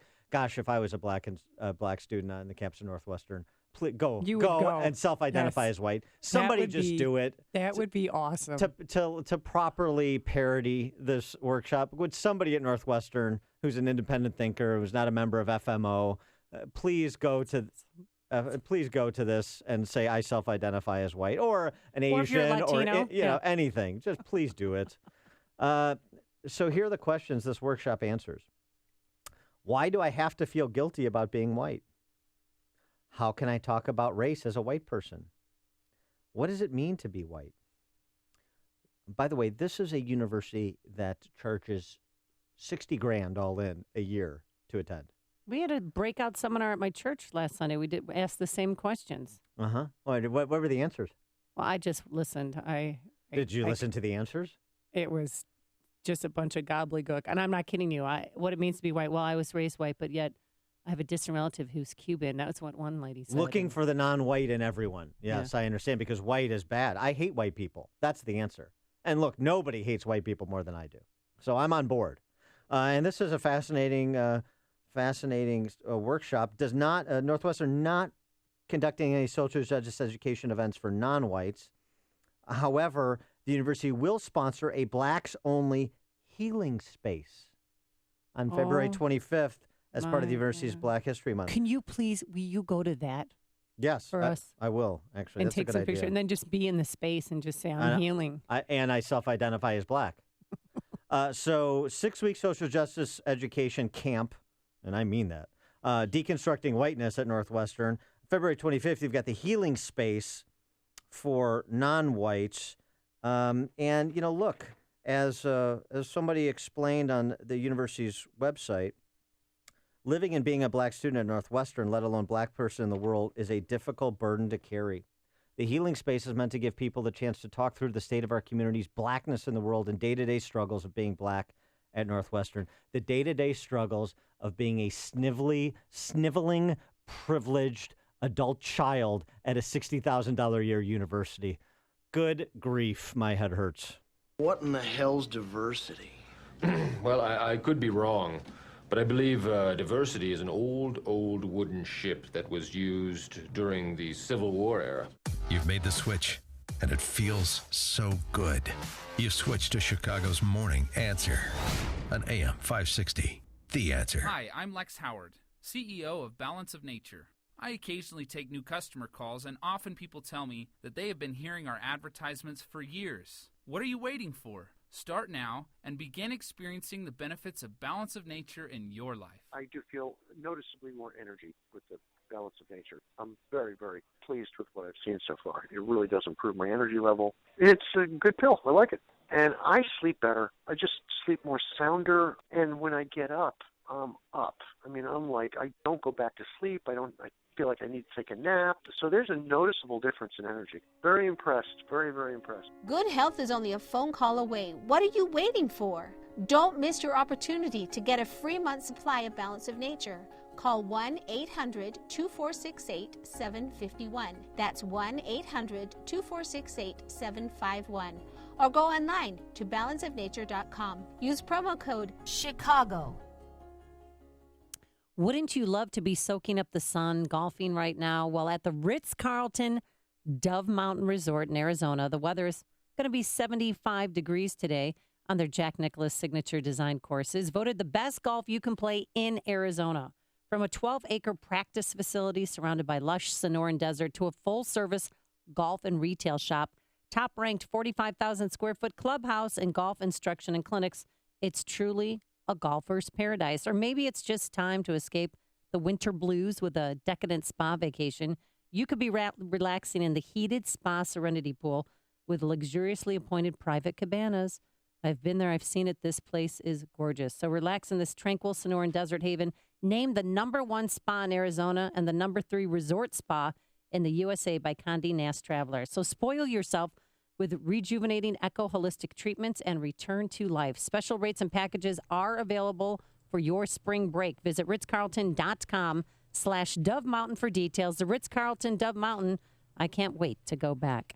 Coming up on Chicago's Morning Answer. Should Republicans block any recess appointment or nomination by President Obama to replace Justice Scalia at 6:36? And then the former governor of New York under investigation this morning for allegedly choking a very, very young lady. We'll have the details. But first, let's go back into the newsroom and say hello to Dave Stewart, who's in today for Mike Scott. Thanks, Amy. Thank you, Dan. Good morning. 19 degrees in Chicago at 6:33 on AM 560. Cloudy with freezing drizzle today and a high of 34. Democratic Senator Chuck Schumer says the president should nominate a replacement for the late Supreme Court Justice Antonin Scalia. Ted Cruz holds the Constitution when he walks through the halls of Congress. Let him show me the clause that says the president's only president for 3 years. The #2 Democrat in the Senate told ABC's This Week it's the president's job to nominate a replacement and for the Senate to hold hearings and vote on that nominee. Ben Carson is likening Saturday's Republican presidential debate to the Lions taking on the Christians in the Roman Colosseum. We're having exactly the same phenomenon right now, and hopefully we will wake up in time. He told Fox and Friends the audience gathers to watch the Lions tear apart everyone while society crumbles around them. Doctors Without Borders says an airstrike destroyed one of its clinics in northern Syria today. The aid organization says 4 rockets hit the clinic in 2 passes. The group says at least 8 staffers are missing. 2 men were killed, at least 5 other people injured in shootings in Chicago Sunday. About 10:50 yesterday morning, 2 men were found fatally shot inside an apartment in Bronzeville. Police have made no arrests. President Obama talked about redistricting reform last week in Springfield, but the fight has already been brewing here in Illinois. A bipartisan group of supporters and Governor Bruce Rauner are pushing to put a measure on the November ballot, but opponents, including some top Democrats, argued that would devastate the voices of minority communities. In sports, the NBA All-Star Game, the West over the East, 196-173. And the hockey, the Blackhawks host Toronto tonight. The news and service of the Chicago Auto Show. Visit the Chicago Auto Show at McCormick Place now through the 21st to see 1 million square feet of everything new in the auto world. Log on to ChicagoAutoShow.com for discount ticket deals and download the Auto Show app for a chance to win a new Buick Encore. AM 560 News Time 6:35. How bad's the traffic? We'll have the answer in 2 minutes on AM 560 The Answer. Dennis Prager gives an overview of the shift in American politics. There is really no symmetry. There's no mirror image here. To a large extent, the Republicans have essentially the view of the world that John F. Kennedy had, who was a liberal Democrat. And now a man who was a lifelong socialist may get the nomination, or at least is extremely popular among Democrats. The Dennis Prager Show. Weekdays at 11, right before Sean Hannity at 2 on AM 560. The Answer. B-Dubs Takeout. It's simple and easy. Call ahead or drive to your nearest location and choose from anything on the menu. Enjoy the game from your couch. Buffalo Wild Wings, wings, beer, sports. I wish I could fall asleep. Jennifer had a stressful day, and now her mind is spinning at bedtime. I have a big day tomorrow. It's time for Unisom Sleep Minis. The tiny capsules are non-habit forming and work fast. They're the little help busy people need to get a good night's sleep and wake recharged. Good night. Unisom Sleep Minis. A stressful day deserves a restful night. Use as directed. Active ingredient diphenhydramine hydrochloride. Hansel and Gretel left breadcrumbs on the trail to help find their way back home. You leave breadcrumbs when you use public Wi-Fi, shop online, or give out your social security number. At LifeLock, we can detect signs that someone picked up your breadcrumbs to take what's yours. Unlike free credit monitoring, we have a resolution staff to help fix messy identity fraud problems. No one can prevent all identity theft or monitor all transactions at all businesses. Plans start at $9.99 a month. Go to LifeLock.com and get 10% off with promo code NEWS. At 6:36, a check of the roads now from the ChicagoRadioDeals.com Traffic Center, and here's Jim Talamonte. Thanks, David. In Northwest Indiana, we see stop-and-go traffic on westbound 94 from past State Road 249 to B420 in Lake Station. There's a crash there. 2 left lanes are blocked. Across the line in Lansing on eastbound 8094 Torrance, there's a crash in the left lane. The Edens is fine. The inbound Kennedy has a 3-minute delay. Cumberland to Foster. Outbound it's fine this President's Day. Eisenhower has a brief delay from Manheim to First Avenue. Outbound it's clear. Inbound Stevenson with scattered slowdowns. 38 minutes, 3:55 to Lakeshore Drive. The Ryan is 23 minutes, 95th to downtown. I-57, Bishop Ford, they've cleared up. And traffic also is a service of the Chicago Auto Show. Visit the Chicago Auto Show at McCormick Place now through the 21st to see 1 million square feet of everything new in the auto world. Log on to ChicagoAutoShow.com for discount ticket deals and download the Auto Show app for a chance to win a new Buick Encore. Traffic answers when you need them most. I'm Jim Talamonte on AM 560 The Answer. More of Chicago's Morning Answer next, but now your forecast, a service of aircomfort.com. 80 years of quality mechanical solutions for your business. Mostly cloudy, not quite as cold today. Watch for some freezing drizzle and a high of 34. Tonight, partly cloudy with a low of 22. Right now, it's 19 at O'Hare. Next news, 7 o'clock. Continuous coverage of the latest news, traffic, and weather at 560theanswer.com. Now, more of Chicago's Morning Answer on AM 560 The Answer. This hourly segment is brought to you by Advanced Planning Advisors, bringing you Smart Money Talk with Mike Moylan and Rob Curvin, Saturday mornings at 6. Your money. Find out how to keep more of it and live debt-free. Tonight on The Dave Ramsey Show, starting at 7 on AM 560. The Answer. Good morning. Dan and Amy talking about the passing of Justice Antonin Scalia, who said, among other things, kind of interspersing some of Scalia's witticisms and insights, as well as important cases throughout the morning to reflect upon Scalia, not just look prospectively at this political battle royale for his successor. Scalia, no government officials tempted to place restraints on his freedom of action, which is why Lord Acton didn't say power tends to purify. Wow. Indeed. Was he your hero? He's... Because I thought of you, because a lot of you have the same ideologies. And yeah, he was a really,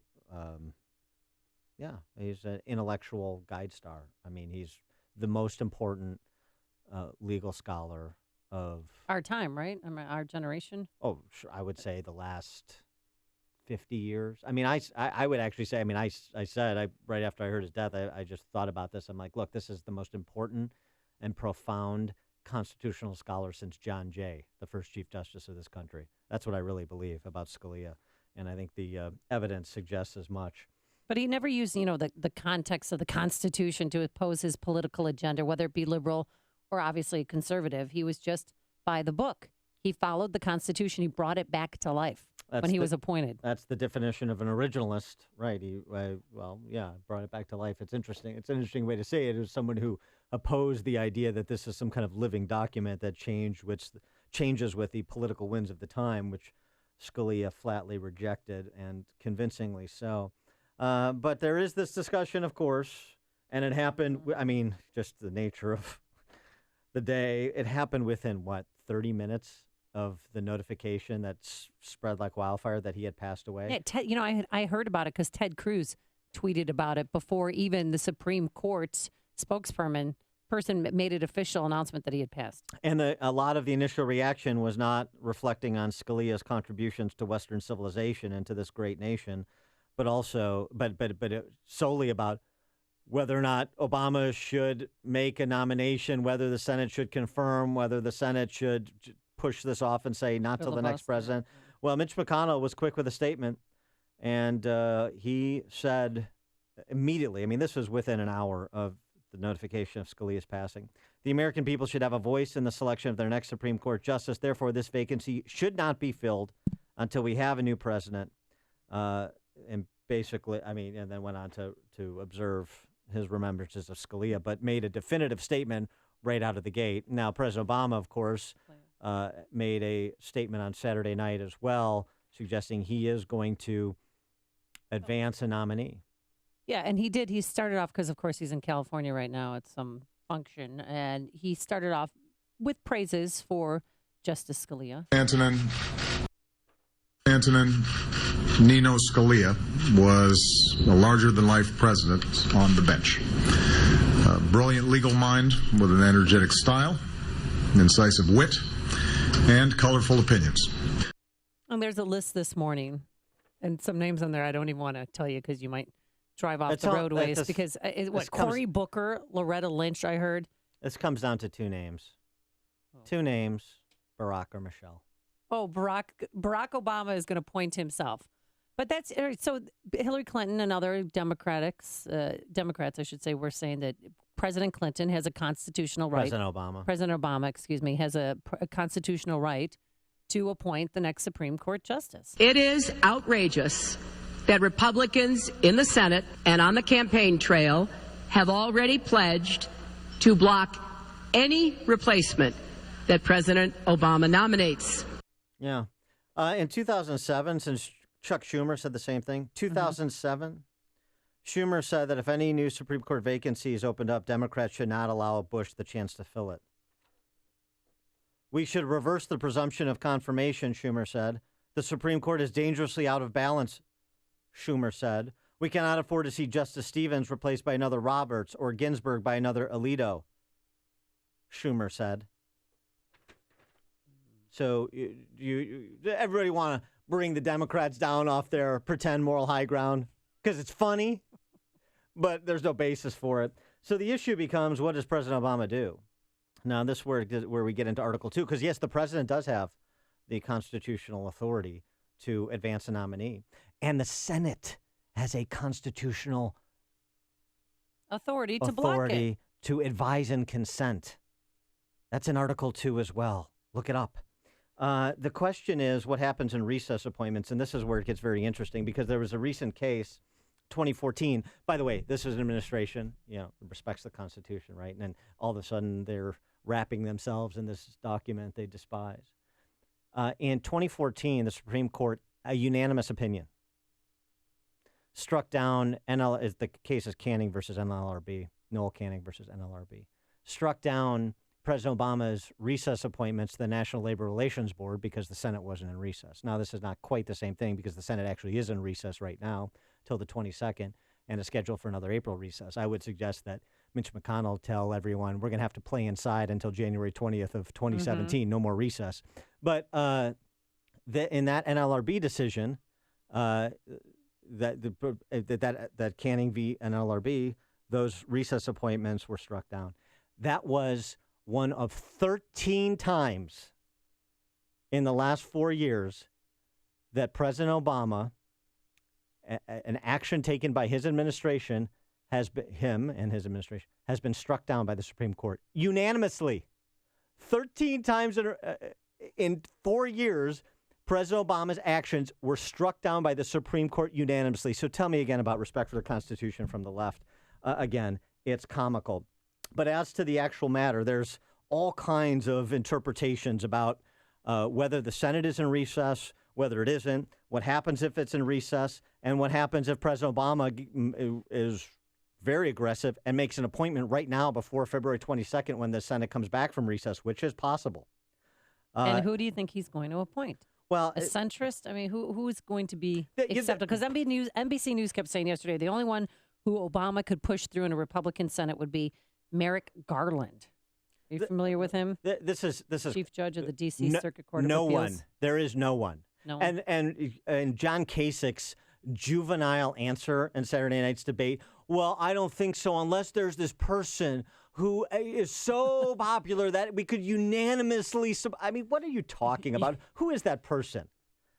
Unless Christ descended from on high, that person doesn't exist, John Kasich. So stop being such a squish. I know it's not in your nature, but give me a break. You do a good John Kasich. Thank you very much. Yeah, Thank you. Oh. You've studied him clearly. And that's even his mannerisms, I like. Right, that's even without doing the herky-jerky while I'm doing my impersonation.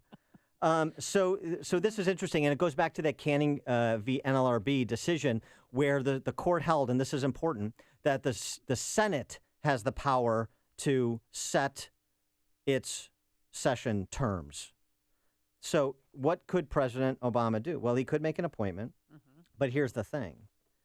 And this was actually from a law professor across the pond at University of Ireland, Seth Tillman. He writes, if the president makes a recess appointment against the will of a determined Senate majority, key word determined, the Senate majority is not without recourse. Such a recess appointment, assuming it's constitutionally valid, is only good until the end of the Senate's next session, and that's provided for in Article 2. The president shall have the power to fill vacancies that may happen during the recess of the Senate by granting commissions which expire at the end of their next session. But here's what they could do. If the Senate majority is determined, the Senate majority can terminate the president's recess appointment. The Senate need only reassemble at its regularly scheduled time or earlier, if it's permitted under its last adjournment order, and then by simple majority vote order the termination of its current session, reconvening of a new session, the termination of its new session, and reconvening of a third session. In other words, 2 swings of the presiding officer's gavel, and the Senate can turn out all the president's recess appointments.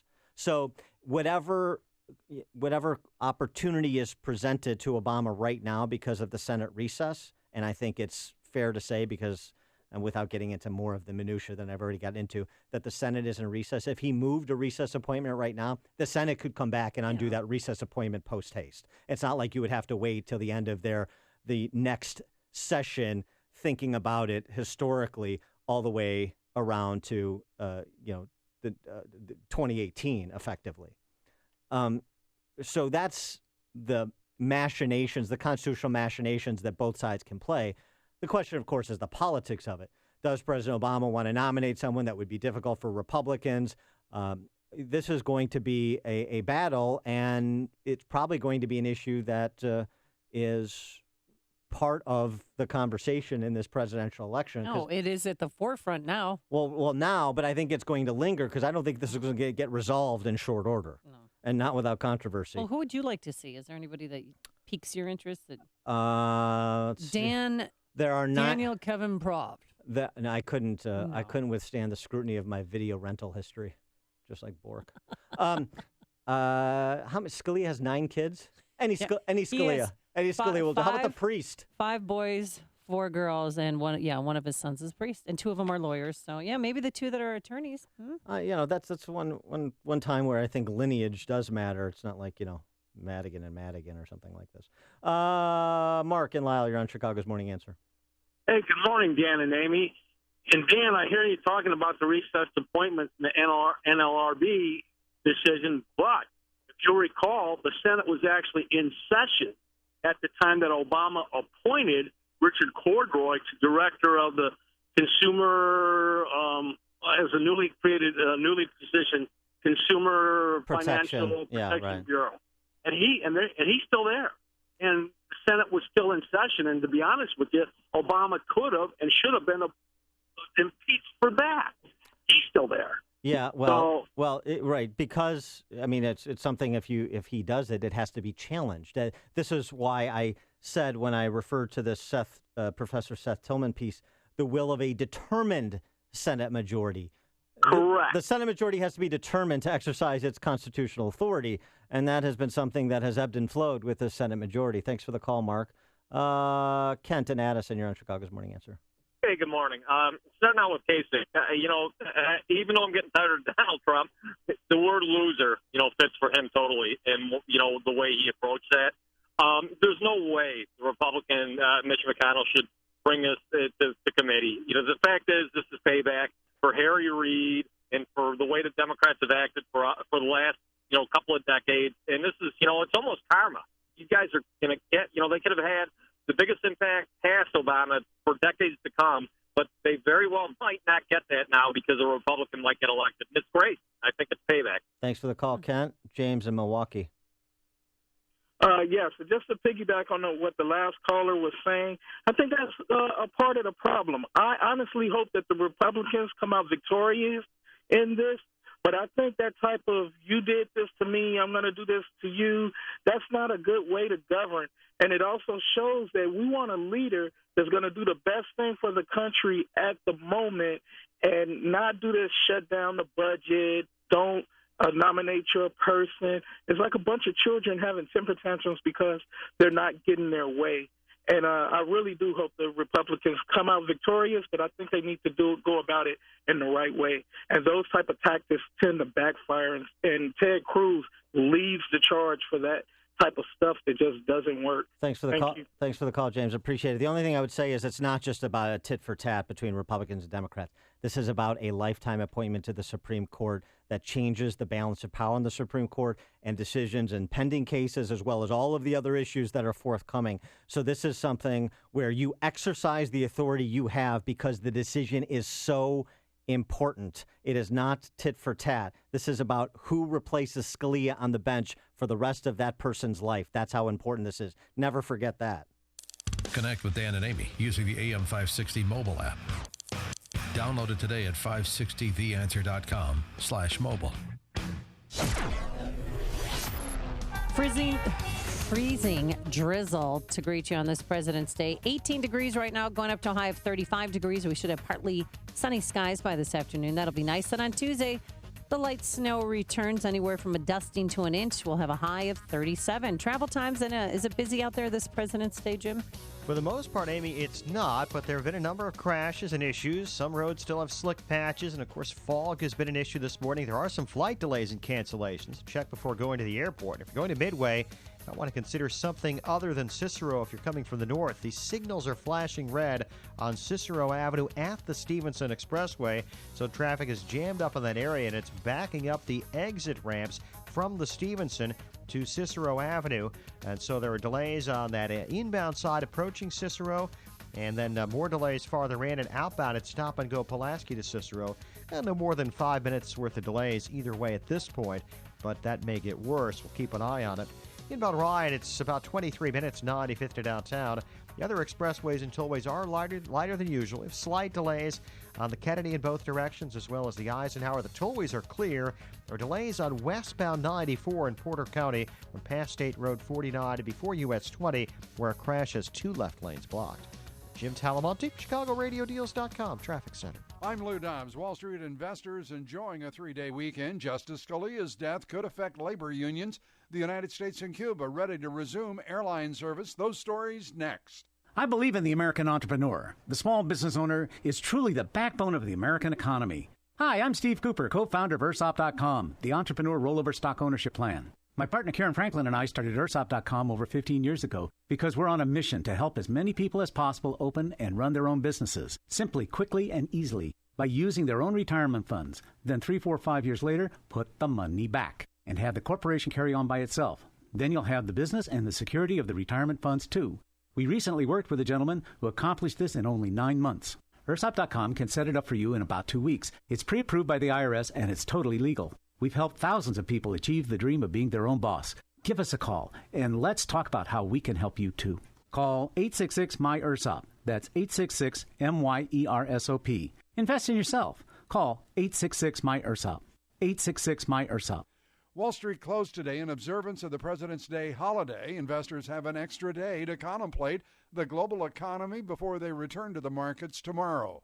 The death of Supreme Court Justice Antonin Scalia this weekend could influence America's labor unions. He was likely the deciding vote on a case involving public sector unions collecting fees from government employees who did not join unions. A 4-4 tie in the Supreme Court would uphold pro-union decisions issued in the lower courts. The United States and Cuba set to sign an agreement that would begin commercial airline service between the United States and Havana. Transportation Secretary Anthony Fox flying to Havana to sign that agreement.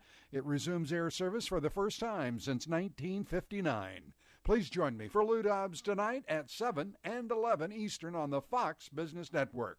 This is the Lou Dobbs Financial Report. Oh, escape the snow and cold and join Dan and Amy as we head to Puerto Los Cabos Golf and Spa Resort. We're heading out April 2nd through April 9th. And our trip is presented by Dermatology and Plastic Surgery Associates and by Artistic Dentistry. Now, the exclusive Apple Vacations price has expired, but there's still availability. So if you want to join us in Cabo, you need to take action now. We're staying at the beautiful Secrets Puerto Los Cabos Golf and Spa Resort. It's an all-inclusive adults only all suites resort that opened in December of 2013. It's a gorgeous property. There's 8 restaurants, 4 bars, a cigar bar if you like to smoke, and 24-hour-a-day room service. It has 2 beautiful pools, and the beach is gorgeous. And adjacent to the resort, 2 9-hole golf courses. So get ready and book your trip today. Visit 560theanswer.com, keyword escape. That's 560theanswer.com, keyword escape, and start packing. Are you or someone you know facing foreclosure, losing the family home? You'd be not alone. See, people, we are in the aftermath of what is being revealed to have been the greatest financial crime spree in history, perpetrated by the Wall Street investment banks smuggling and packaging mortgages, and continuing this day by the mortgage servicers that service the mortgages. I'm Lou Bridges. I have a law firm I put together. We defend foreclosure actions. We help people do strategic defaults, short sales, and modifications that include restructuring. Call us for a free consultation. We'll tell you what to look for in hiring a foreclosure defense attorney. We'll tell you some of your options. We'll give you a free consultation. But whatever you do, people, never give up the land. Fight for truth and justice. You do that, and I guarantee you'll never be alone. Call 224-513-1231 or visit FightIllinoisForeclosures.com. That's 224-513-1231 or FightIllinoisForeclosures.com. Get real answers from a real foreclosure defense law firm. Looking to secure financing on a new home or refinance your existing home, then you need to do what Amy did when Amy needed a mortgage, and that's call David Hochberg at Pearl Mortgage. Harry, veteran, was told he'd have to wait until 2017 to secure a VA loan after being foreclosed in 2016. Wrong. Harry didn't think this was right, so he called David for advice, which he should have done in the first place. David first thanked Harry for his service and then informed him he'd only have to wait 2, not 3 years, after his name was removed from the title of his previous home to secure a VA loan. When purchasing a home, you have 2 options. You can waste your time calling your banker who has limited market knowledge and expertise, or you can do what Amy did and Harry did, and that's call David at 312-751-1333. 312-751-1333 is the number, or you can visit him online at am560david.com. That's am560david.com. David's helped Amy and Harry and thousands of AM560 listeners, but he can't help you if you don't call. So call David, 312-751-1333. The number's 312-751-1333. Pearl Mortgage is an equal housing lender, Illinois residential mortgage licensee 4358, licensed by DBO under California RMLA NMLS 19186, pearlmortgage.com/licensing. Place your orders for promotional items now for the year. Get ready for the big trade show. Provide shirts or jackets for all of your employees, students, or church members. Or giveaway items like coffee mugs, pens, or hats. Whatever it is, you can trust an American to take care of it. This is Sam Gilberto, president of American Embroidery and Screen Printing and American Marketing Products. We specialize in putting your logo on just about anything. Our focus is entirely on you, our customer. We want every customer experience to be outstanding. Here's an offer to help your budgets for the new year. 10% off and free artwork on embroidery and screen printing orders for all new customers. 10% off and free artwork on embroidery and screen printing orders for all new customers. We have the capability, capacity, and know-how to get your job done right and on time. Call 630-766-2825. 630-766-2825. Get more at trustinamerican.com. We'll have more of Chicago's Morning Answer next, but right now an update from Fox News on AM 560 The Answer. WIND Chicago, it's 7 o'clock. Fox News Radio. I'm Dave Anthony. Flags are at half-staff at the White House and Supreme Court as Justice Antonin Scalia's body was flown back to Virginia overnight. Initially, it was reported that the 79-year-old had died of a heart attack, but now a Texas county judge told Fox News that that was an error. She says that Scalia died of natural causes and that an autopsy is not necessary. There were no signs of foul play. Fox's Kristen Fisher. There are a lot of politics surrounding Justice Scalia's death. Fox's Rachel Sutherland live in Washington. Dave, Senate Republicans are threatening to sit on any Supreme Court nominee President Obama sends its way. Republican Senator and presidential candidate Ted Cruz says he'll filibuster. He talked about it at a church yesterday in Beaufort, South Carolina. We are one justice away from a radical 5-justice left-wing majority, the likes of which this country has never seen. Democratic Senator Chuck Schumer says the president has every right to nominate a successor, telling ABC's This Week. When you go right off the bat and say, I don't care who he nominates, I am going to oppose him, that's not going to fly. President Obama says he'll nominate a successor in due time. Dave. Rachel, Jeb Bush gets some help from his brother today, campaigning in South Carolina, but don't expect former President Bush to go on the attack. He's paid his dues. He doesn't have to get into the slop with Donald Trump. That's after Trump said in Saturday's contentious debate that Bush didn't keep us safe. 9/11 happened on his watch, and the Iraq War was a mistake, Jeb Bush says of Trump. He's foul-mouthed. He's not the kind of person that will lead us to victory in November. Trump has a big lead in the polls before Saturday's South Carolina Republican primary. Hillary Clinton has a lead over Bernie Sanders in the Democratic race. A lot of Americans need to wear their boots and get out their shovels or spread salt today. There are winter weather advisories from Georgia to Kentucky and Indiana over to Maine. Some areas could get 8 inches of snow, though it won't maybe affect school buses much with this being a federal President's Day holiday. Stock market also will be closed. Fox News Radio, fair and balanced. Good morning. It's 19 degrees in Chicago. It's 7:02 on AM 560 The Answer. For Mike Scott, I'm David Stewart. Cloudy skies today, maybe some freezing drizzle, and a high of 34. The Chicago family of 6 that was killed last week in their Gage Park home will be flown to Mexico to be buried. Hundreds of people attended their funeral mass yesterday at St. Gall Catholic Church. Police have not made any arrests. A person of interest is in custody after a Burlington Township man was found dead in his home. Kane County Sheriff's deputies discovered evidence yesterday indicating that there may have been a struggle at that house. Police have not identified the victim, but they say he's about 50. In Chicago, 2 men killed, at least 5 others injured in shootings on Sunday. About 10:50 yesterday morning, 2 men were found fatally shot inside one apartment in Bronzeville. Those victims were aged 25-26. They were pronounced dead at the scene, but no other information has been made available. Talk show host Steve Harvey is devoting today's program to a town hall-style discussion of gun violence in Chicago. The city has seen the deadliest start to a year since it's kept records. Illinois is now 8 months into a year without a budget. Governor Rauner will present a new spending plan later this week. Nonetheless, the governor is due before lawmakers on Wednesday for his budget address. He's expected to ask for a 2-year budget deal with the mounting backlog of bills. In sports, the NBA All-Star Game saw the West hammer the East 196-173. NHL in action again tonight. The Blackhawks hosting Toronto. The markets are closed today because of the President's Day holiday, but the 3 major Chicago museums are open and they're free. News and service of Chicago Auto Show. Visit the Chicago Auto Show at McCormick Place now through the 21st to see 1 million square feet of everything new in the auto world. Log on to ChicagoAutoShow.com for discount ticket deals and download the Chicago Auto Show app for a chance to win a new Buick Encore. AM 560 News Time 7:04. Time to check the climate of your business with AirComfort.com. 80 years of quality mechanical solutions for your business. Where are the cars? Well, we'll have the answer in 2 minutes on AM 560 The Answer. Sean Hannity is feeling the burn. I'm with them. I want Bernie to get the nomination. I'm all for it. So I'm going to be nice to Bernie. Are you saying that you're feeling the burn? I'm feeling the burn, baby, burn. Little disco inferno. I'm feeling it for Bernie. I think Bernie would be great just because it would be so entertaining to watch Hillary lose, but be careful what you wish for, Hannity. The Sean Hannity Show. Afternoons at 2, right before Joe Walsh at 5 on AM 560. The Answer. QL1, this is Control. Does Rocket Mortgage require me to fill out a bunch of paperwork? That's negative Control. Rocket Mortgage by Quicken Loans is the first on-demand mortgage machine that quickly and seamlessly imports your financial data. You can go through the entire mortgage process on your own and completely online. Copy that, QL1, but if I wanted to speak to someone, do you think they're out there? They're out there, all right. I've made contact before.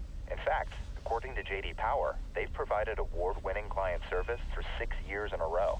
Roger that, QL1. It's nice to know they're out there, wherever they are. Detroit Control. They're in Detroit. Over. 3, 2, 1.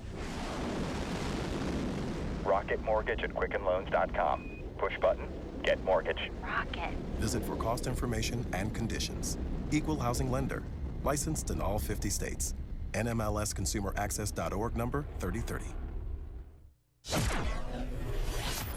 At 7:05, let's check the roads from the ChicagoRadioDeals.com Traffic Center. Here's Jim Talamonte. Thanks, David. On Chicago's southwest side, traffic signals are flashing red on Cicero Avenue at the Stevenson Expressway. So traffic is really bottled up in that area.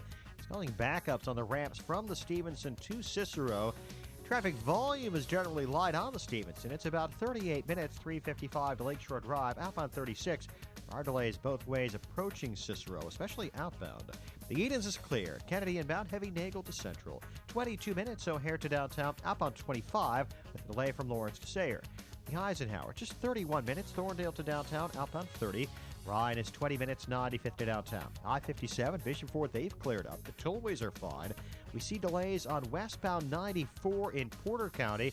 It is stop and go from past State Road 49 to before US 20, where a crash has 2 left lanes blocked. Traffic answers when you need them most. I'm Jim Talamonte on AM 560, The Answer. More of Chicago's Morning Answer next, but now your forecast. A service of aircomfort.com. 80 years of quality mechanical solutions for your business. Here's meteorologist Kevin Snyder. A morning flurry or two, and maybe some freezing drizzle as well. Otherwise, mostly cloudy today with a high 32. Partly cloudy night, low 21. Cloudy with a couple of flurries tomorrow and tomorrow evening, high 37. Low clouds tomorrow night, low 24. I'm Kevin Snyder on AM 560, The Answer. 21 now at the lakefront in Midway, 20 degrees at O'Hare. Next news, 7:30. Continuous coverage of the latest news, traffic, and weather at 560theanswer.com. Chicago's Morning Answer continues now on AM 560, The Answer. This hourly segment is brought to you by the Property Tax Show, Saturdays at 6 p.m. Hosted by Brad Hayes, Chicagoland's property tax expert. Good morning. Welcome to your Monday morning briefing. Here's what you need to know to start your day. Antonin Nino Scalia was a larger-than-life president on the bench. It is outrageous that Republicans in the Senate and on the campaign trail have already pledged to block any replacement that President Obama nominates. This next election needs to be a referendum on the court. We should not allow a lame duck president to essentially capture the Supreme Court in the waning months of his presidency. This is Chicago's Morning Answer with Dan Proft and Amy Jacobson on AM 560. The Answer.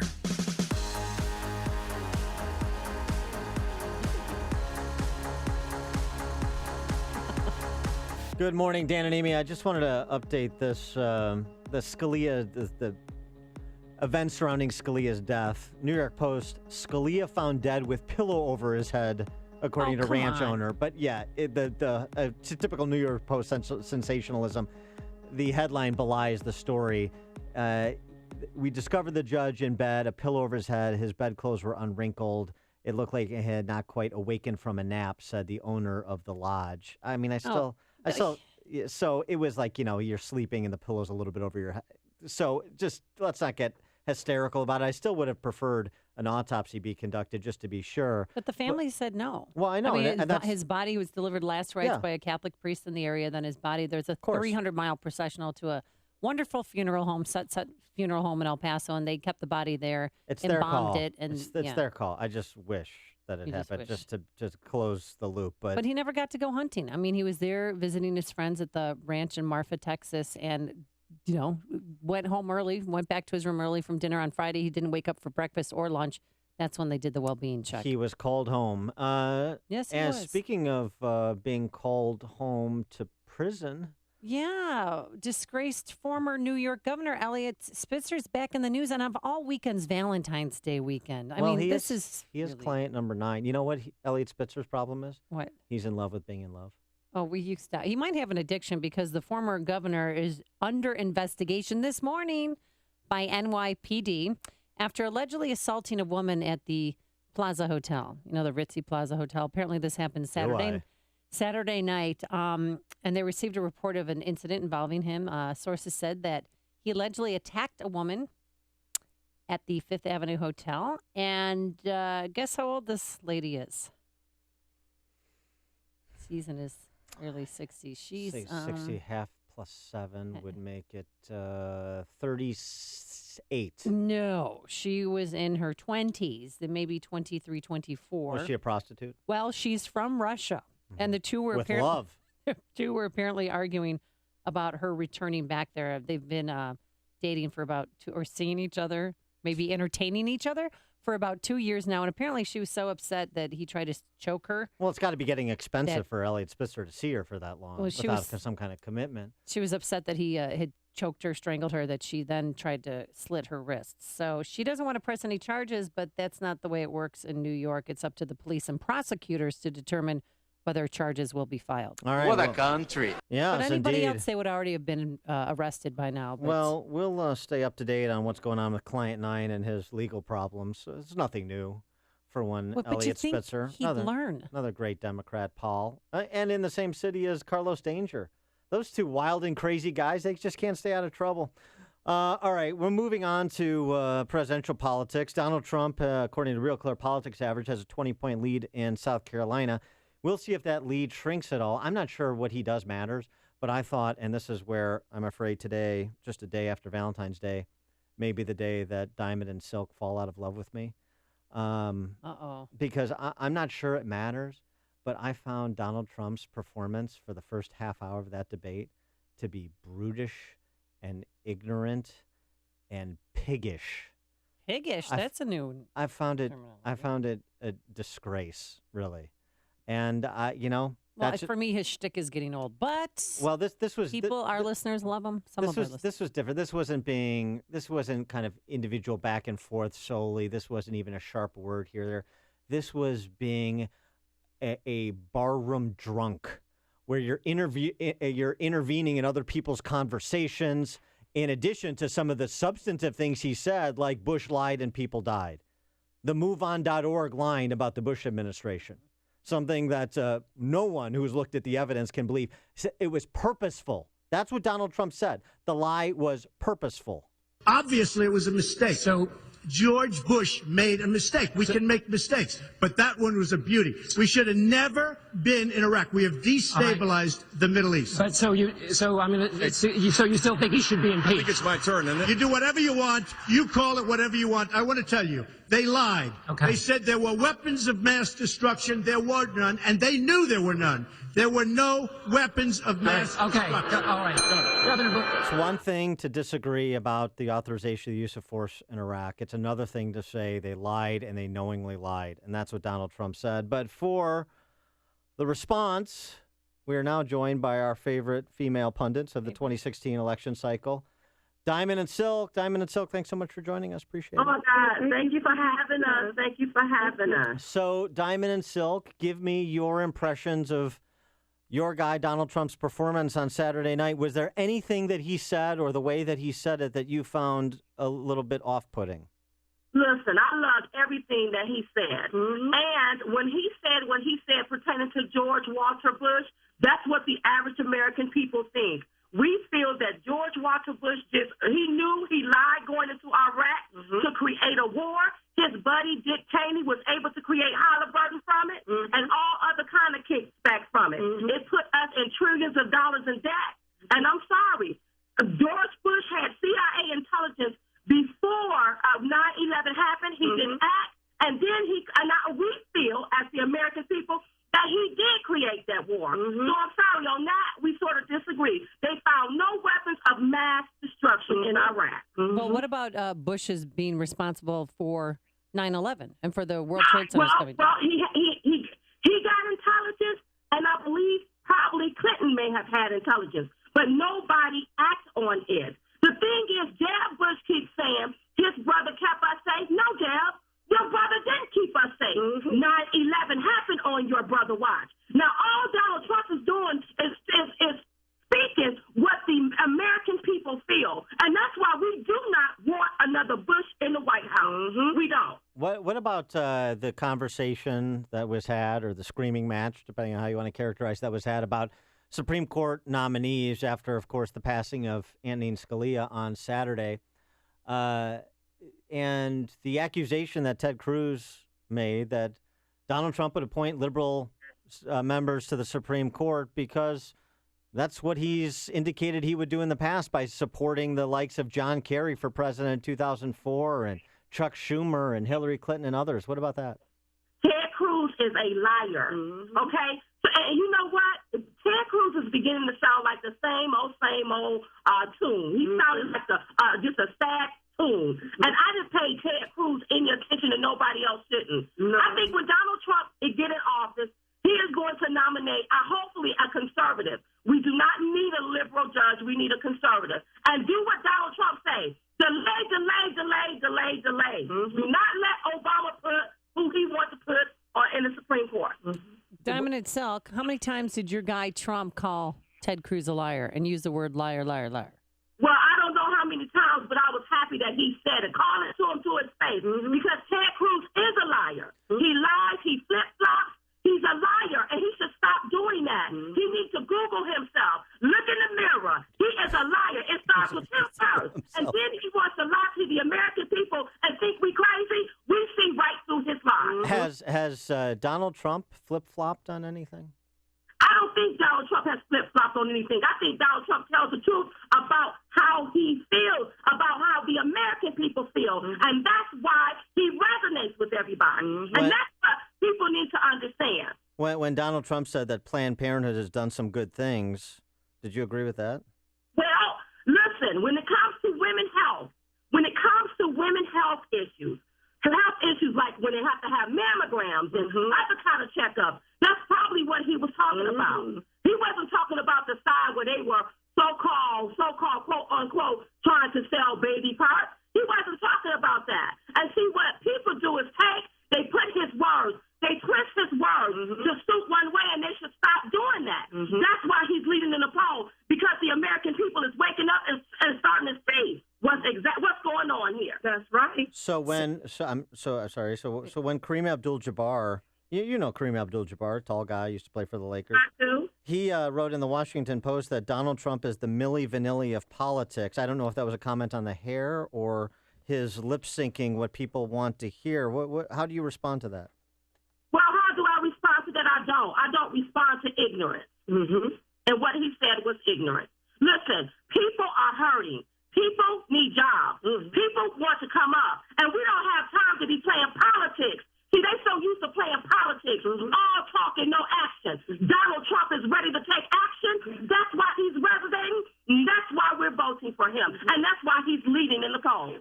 Now, you ladies live in nearby North Carolina. Did you drive to South Carolina to see the debate? We didn't drive to see the debate, but we are in South Carolina to support Mr. Donald Trump in this state right here. So we are going to be stumping for Trump right here in the state of South Carolina. Oh, so you're going to be there this week into the primary on Saturday? I'm going to be here this week, and I want South Carolinians to know it's an open primary. So a Democrat or independent can go in and vote for Donald Trump. I'd be if Diamond and Silk told me to vote for Donald Trump outside a polling place, I'd kind of be intimidated. Yeah, voting for him. What's on the docket this week? Are you going to speak at town halls? Are you going to be joining Donald Trump anywhere? I may pop up on a stage. I'll be visiting little places. I mean, who knows where we're going to be at? But we are in South Carolina, stumping for Trump this week. We know that this is the man that we want leading our country. We're tired of the same old. It's time to get somebody different that's going to take action. And, baby, that's how we're stumping for Trump, and that's how we're going to be voting for him. You know what's interesting? You talked about jobs, Diamond and Silk, mostly Diamond, but Silk also talking about jobs. Yeah, seconding the emotion. I'm your Silk to the Diamond. Yeah, indeed. But it is interesting, and nobody made this point explicit, but everybody on both sides, all the presidential candidates are talking about the need for job creation. Bernie Sanders saying the real unemployment rate is 10%. Isn't it fascinating that we have 4.9% unemployment, which is full employment, and yet all the presidential candidates in both parties are talking about job creation. Maybe that means that 4.9% full employment number under 7 years of big government Democrats, big government Democrat in the White House, I should say, that maybe that number is bogus. Maybe that. What do you think? Number is bogus, and people are underemployed. That's right. And the only one that started talking about job creation first was Donald Trump. And Donald Trump wants to bring back good jobs. So people won't be underemployed. They will be gainfully employed where they're coming up and they're thriving again. That's right. So that's why I'm listening to Donald Trump, and I'm rolling with the Trump baby. That's what I'm roaring for, Donald Trump. Yes. Who do you want to be? I mean, assuming that you two are not allowed to be a joint VP nominee, who would you like Trump's VP nominee to be? Listen, that's his decision to make. And whoever he picks, make sure they balance you. That's all I say. Make sure there's not going to be nobody that's going to try to stab you in your back. All right, Diamond and Silk, the female pundits du jour. Yes. Par excellence, Diamond and Silk. Thanks so much for joining us. Good luck in South Carolina. Thank you for having us. And they joined us on our turnkey.pro answer line. It's news, opinion, insight. This is Chicago's Morning Answer on AM 560. The Answer. Cloudy conditions and a little light fog, freezing drizzle out there. 18 degrees for a high, going to a high of 35 degrees. Then tomorrow, light snow, a high of 37 degrees. Before we go to Jim, we're going to take your phone calls next. 312-642-5600. Jim, any troubles out on the roadways? There are some, Amy, even though traffic is relatively light. It's being a holiday for some. We still have delays, especially on the southwest side. Cicero Avenue at the Stevenson Expressway. The signals are flashing red on Cicero's. Traffic's really sticky in that area, and the ramps from the Stevenson to Cicero are backed up. So in both directions on the Stevenson, a little slow approaching Cicero. We're not talking major delays, but 2 to 4 minute delays either way on the Stevenson near Cicero. And the inbound Stevenson's also slow from State Street to Lakeshore Drive, where traffic will get heavy later this morning when the auto show opens at 9 at McCormick Place. The Edens is clear. Kennedy inbound 22 minutes, O'Hare to downtown. Outbound 25, it's the Lawrence to Sayre. The Eisenhower has just 1 or 2 minutes worth of delays either way. Ryan, 20 minutes, 95th to downtown. I-57, Bishop Ford now good. Tollways are fine. We see delays on westbound 94 in Porter County. There's a crash before US 20, blocking 2 left lanes. There are some flight delays, too. I'm Jim Talamonte, ChicagoRadioDeals.com, Traffic Center. Oh, it's so sticky. On AM 560 The Answer, we talk about the important issues that affect your world. Things like the economy, education, and foreign policy. There's always so much going on in the news that we don't always have the time to drill down and talk about the big ideas behind the big issues. That's where Upstream Ideas comes in. Upstream Ideas, online at upstream-ideas.com, in partnership with the Illinois Policy Institute, provides the kind of information that informs the policy discussions happening here on AM 560. At Upstream Ideas, you'll broaden the debate, move beyond partisan assumptions, and challenge accepted orthodoxies. In other words, Upstream Ideas goes against the current and thinks upstream. Go online now to upstream-ideas.com. That's upstream-ideas.com. You'll be armed with new information and fresh perspectives to spur you on to make the state of Illinois and the United States of America a bit more free, a bit more just, and a bit more civilized. Upstream-ideas.com. Congratulations to all who took the Balance of Nature New Year's Challenge. Success stories are pouring in. So many people have been helped through this incentive that I have asked Balance of Nature to continue this challenge for as long as possible. It's wonderful. I love the product. I haven't been sick all winter, and I've classically been sick every October or November or December or maybe one of each. And I haven't been sick at all because what I've done is double up on the veggies and open the capsule and put it in a little chicken broth, made a little soup of it, and just enjoyed it. And whenever I felt like I was coming down with something, I would do that. Just prevented anything from happening. Good health is only a phone call away. What are you waiting for? Don't miss your opportunity to get a free month supply of Balance of Nature. Call 1-800-2468-751. That's 1-800-2468-751. Or go online to balanceofnature.com. Use promo code CHICAGO. Hi, this is Shalom Klein of Get Down to Business, the show for small business, jobs, and entrepreneurship. powered by Tandem HR. We all have the same 24 hours in a day to make things happen, but some people seem to be better at getting things done. When it comes to growing your business, Entrepreneur.com says there are 3 good ways to spend your time: in thought, in conversation, or in action. As an entrepreneur, you're frequently interrupted or pulled in different directions.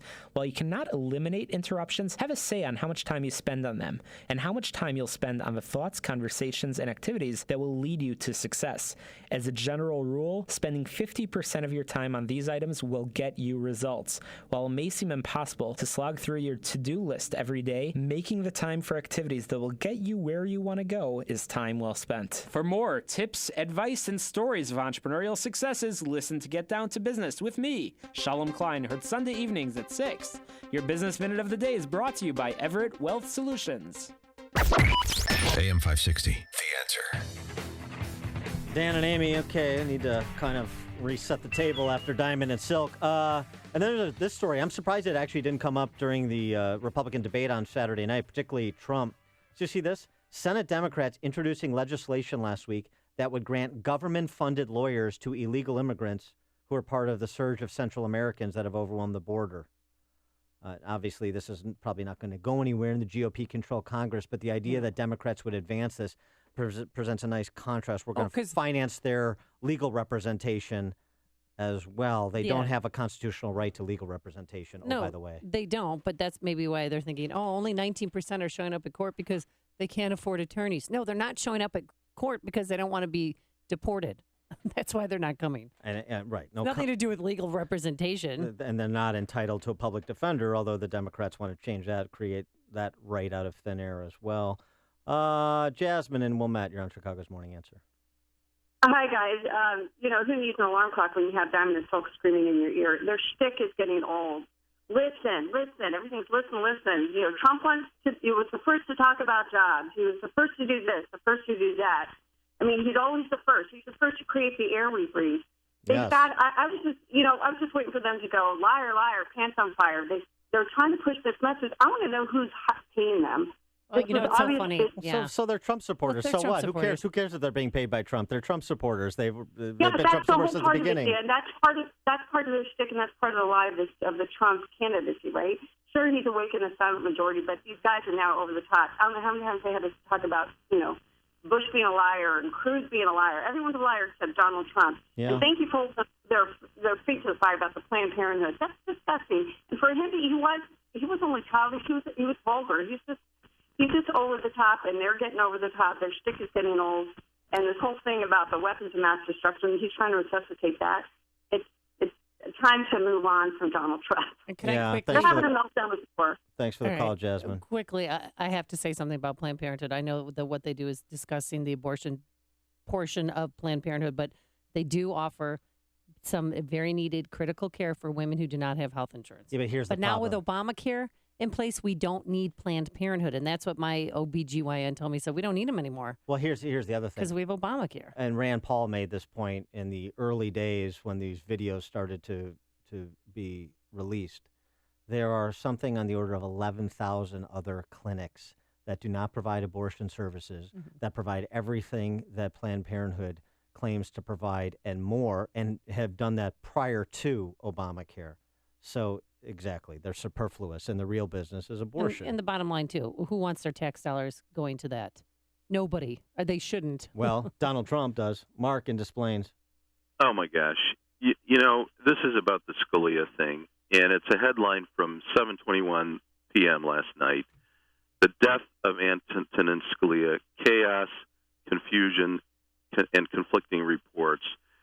It says, as details of Scalia's death trickled in Sunday, it appeared that hours afterward were anything but orderly. The man known for his elegant legal opinions and profound intellect was found dead. Now, hold on. No, I'm not going to hold on. Hey, you know what? It's my show. Mark, get to your point. What's the point about Scalia? The point is this. There are questions about his death, and that's another reason why Obama should not have the opportunity to appoint some leftist in his stead. And he died with a pillow over his head. Yeah, okay? that we actually covered that story. It's in the New York Post, and it sounds relatively innocuous. I said that I would have preferred an autopsy. No, but it was not in the New York Post. It was in the Washington Post. which is a liberal rag. Okay, well, I read a Well, you don't even read it correctly, man. I don't know what we're yelling about. I read it I read a version in the New York Post, Mark. I can send it to you if you'd like. Well, the point is that the family didn't order an autopsy. It's their choice. There doesn't seem to be any foul play. I wish there would have been an autopsy order. The family chose not to.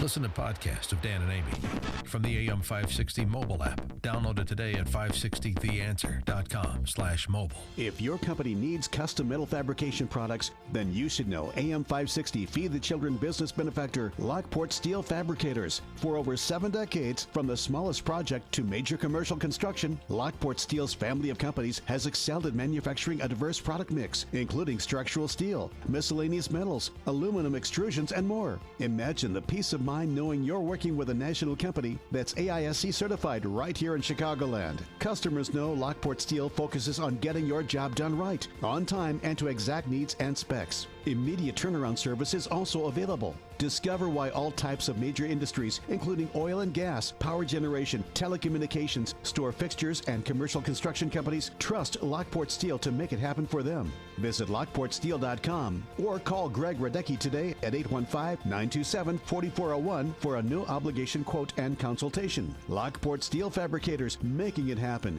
That's lockportsteel.com. The Ritz-Carlton Dove Mountain Resort, they have special rates and packages right now for your spring break. Nestled in the Sonoran Desert, about 40 miles from the Tucson airport, the Ritz-Carlton Dove Mountain has it all. A lovely, gorgeous spa for the ladies and men, an infinity pool, beautiful cabanas. It also has golfing. That's right, the #1 hotel in Arizona and the #10 hotel in the continental U.S. and top 100 hotels overall from Travel and Leisure magazine. And whether you want a romantic getaway or to bring your kids, this place has it all. So special rates and packages are available right if you book right now. So visit ritzcarlton.com/Dove Mountain for all the details. That's the Ritz-Carlton Dove Mountain. I can't wait to go back. Coming up on Chicago's Morning Answer. The list of potential choices to replace Scalia we'll have it at 7:37. But first, let's go back into the newsroom and say good morning to Dave Stewart, who's in for Mike Scott. Good morning, Amy. Good morning, Dan. It's 20 degrees in Chicago at 7:32 on AM 560, The Answer. Cloudy skies today, freezing drizzle. Look for a high of 34. Hundreds turned out yesterday to remember the family found murdered earlier this month inside their home in Gage Park. The father of the 2 youngest victims, Armando Cruz, was emotional as he spoke through a translator. He says that Chicago has been his hometown, because Chicago has gave him his family, and Chicago has taken away his family, and he is taking them with him to Mexico. Loved ones mourned the 6 members of the Martinez family while attending their funeral yesterday at St. Gall Catholic Church. Police have made no arrests. 2 men were killed, at least 5 others injured in shootings Sunday. About 10:50 yesterday morning, 2 men were found inside an apartment in Bronzeville, fatally shot. They were 25 and 26, dead at the scene. No other information was immediately available. The White House says a Supreme Court nomination is coming when the Senate comes back to work. Texas Senator Ted Cruz is claiming a liberal Supreme Court would be a threat to American liberty. I don't think the American people want a court that will write the Second Amendment out of the Constitution. All of those are 5-4 issues that are hanging in the balance. Cruz told ABC's This Week he would filibuster anyone nominated by President Obama to replace the late Justice Antonin Scalia, who died Saturday. And Kanye West says he's more than $50 million in debt and he needs help. The hip-hop star made that claim on Twitter just before his new album premiered on Tidal and West's website. In sports, the NBA All-Star Game, West over the East, 196-173, and tonight the Blackhawks are hosting the Toronto Maple Leafs. The news is service of the Chicago Auto Show. Visit the Chicago Auto Show at McCormick Place now through the 21st to see 1 million square feet of everything new in the auto world. Log on to ChicagoAutoShow.com for discount ticket deals and download the Auto Show app for a chance to win a new Buick Encore. AM 560 News Time, 7:34. How bad's the traffic? We'll have the answer in 2 minutes on AM 560, The Answer. You probably know friends and family who've met on eHarmony. I bet you've even heard firsthand some of eHarmony's terrific relationship stories. Maybe you even thought, I wonder if I should finally try eHarmony. Well, now's the perfect time. This Valentine's Day weekend, you can try eHarmony for free. That's right, eHarmony's free communication weekend is on this Wednesday through Monday only. Now, free communication means you get unprecedented access to eHarmony, including sending messages to people who interest you. It's the first step in finding that perfect someone to make you really happy. Look, eHarmony has helped over 1 million people get married. They make over 10 million matches a day based on their signature matching system. I know how these guys work. I've been to California, visited with them, and I am very, very impressed with the scientific way eHarmony.com is successful. eHarmony matches on qualities that really, really count in a happy relationship. So what are you waiting for? Visit eHarmony.com and connect for free this Valentine's Day weekend, Wednesday, February 10th through Monday, February 15th only. When's the last time you saw a pay raise? For many Illinois families, it's been years, unless you work for state government. AFSCME workers have seen their salaries grow 5 times faster than Illinois workers' median earnings over the last decade. And they get Cadillac health insurance that most Illinois families can't afford. But that's not enough for Illinois government workers. They're demanding more, $3 billion more. Enough is enough. It's time to stand up for Illinois taxpayers. Learn more and make your voice heard at illinoispolicy.org. Illinois' political class is crushing Illinois families. Illinoisans struggle to find good jobs and schools, and they struggle to pay for government workers who retire in their 50s and earn millions in retirement. Illinois Policy fights against the Springfield status quo on behalf of all families, not just the politically connected. See what Illinois' political class doesn't want you to read at illinoispolicy.org. Illinois Policy. Illinois' comeback story starts here. Cornerstone National Bank believes trust, service, and relationship is the foundation of a business banking partnership. Cornerstone National Bank and Trust Company, where you belong. Visit cornerstonenb.com. Member FDIC. Join Chambers 630 at the VIP Business Event of the Year for the Red Carpet Ball, celebrating the best of the best on February 20th at Hilton Lyle, Naperville. Red carpet, cocktails, raffles, dinner, and dancing. Visit chambers630.com to register. 7-Eleven now has these amazing new breakfast melts, and they're only $2.99. Take it. We are experiencing technical difficulties. Our announcer decided to try the product. He was trying to explain 7-Eleven has 2 new melts that are toasted in-store, a bacon, egg, and cheese, and a sausage, bacon, and cheese. Both with thick-cut hickory-smoked bacon and aged cheddar cheese served on an artisan ciabatta roll for only $2.99. Only 7-Eleven. Yeah, only at 7-Eleven. 7:37. Let's check the roads from the ChicagoRadioDeals.com Traffic Center. Here's Jim Talamonte. Thanks, David. The Kennedy has outbound delays from Lawrence to Cumberland, 28 minutes. Downtown to O'Hare, inbound 20. The Edens is delay-free. The Eisenhower inbound as well, but outbound at Slow Central to Des Plaines Avenue. About a 7-minute delay. Stevenson, that's about 36 minutes either way between 355 and Lakeshore Drive. It's heavy in both directions approaching Cicero. The exit ramps are backed up there due to traffic signal problems on Cicero Avenue. Ryan is 20 minutes. 95th to downtown tollways are fine. And traffic is a service of the Chicago Auto Show. Visit the Chicago Auto Show at McCormick Place now through the 21st to see 1 million square feet of everything new in the auto world. Log on to ChicagoAutoShow.com for discount ticket deals and download the Auto Show app for a chance to win a new Buick Encore. Traffic answers when you need them most. I'm Jim Talamonte on AM 560, The Answer. More of Chicago's Morning Answer next, but now your forecast, a service of aircomfort.com. 80 years of quality mechanical solutions for your business. Mostly cloudy, not as cold today. Some freezing drizzle, high of 34. Tonight, partly cloudy, low 22. Couple of flurries tomorrow, high 36. Right now, it's 19 at O'Hare. Next news, 8 o'clock. Now, more of Chicago's Morning Answer on AM 560, The Answer. This hourly segment is brought to you by Kelly Financial Services, helping you secure your financial future today. Visit kellyfinancialservicesinc.com. If you're looking for the latest news, insight into what it means, and the sharpest opinion, there's only one station in Chicago where you can turn, and it's this one. We're AM 560, The Answer. Good morning, Dan and Amy. And the question, should the Senate do everything they can to block any nomination President Obama may put forward to replace Antonin Scalia on the bench on the high court? 312-642-5600, turnkey.pro answer line. 64636DA, turnkey.pro text line. That question was put to the presidential candidates on Saturday night. There seemed to be general unanimity, with the kind of exception of John Kasich, who mangled the answer. And Jeb Bush said he does have a constitutional right to appoint someone, saying Well, President Obama does, but of course that he doesn't does. mean he doesn't. He shouldn't do it, but I'm just saying that's what he said. Everybody said that. I mean, everybody recognizes that he can nominate someone. Of course he does. That's clear from Article 2, and it's also clear from Article 2 that the Senate has the advise and consent authority.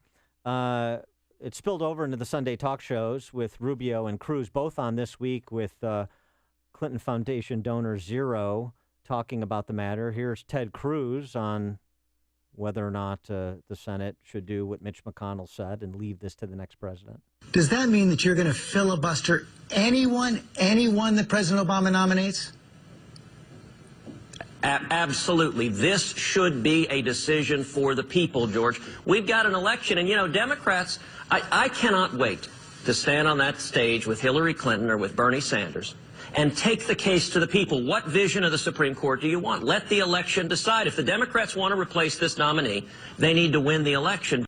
And Marco Rubio followed Cruz, and this is a rare instance where there's a general agreement. Yeah, but he won't have to, because Mitch McConnell's already made it very clear that we're not going to move forward until there's an election.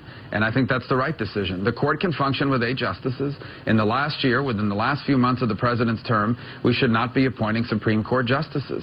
Now, the president could go ahead and nominate whoever he wants. The Senate shouldn't move forward on it until after the election.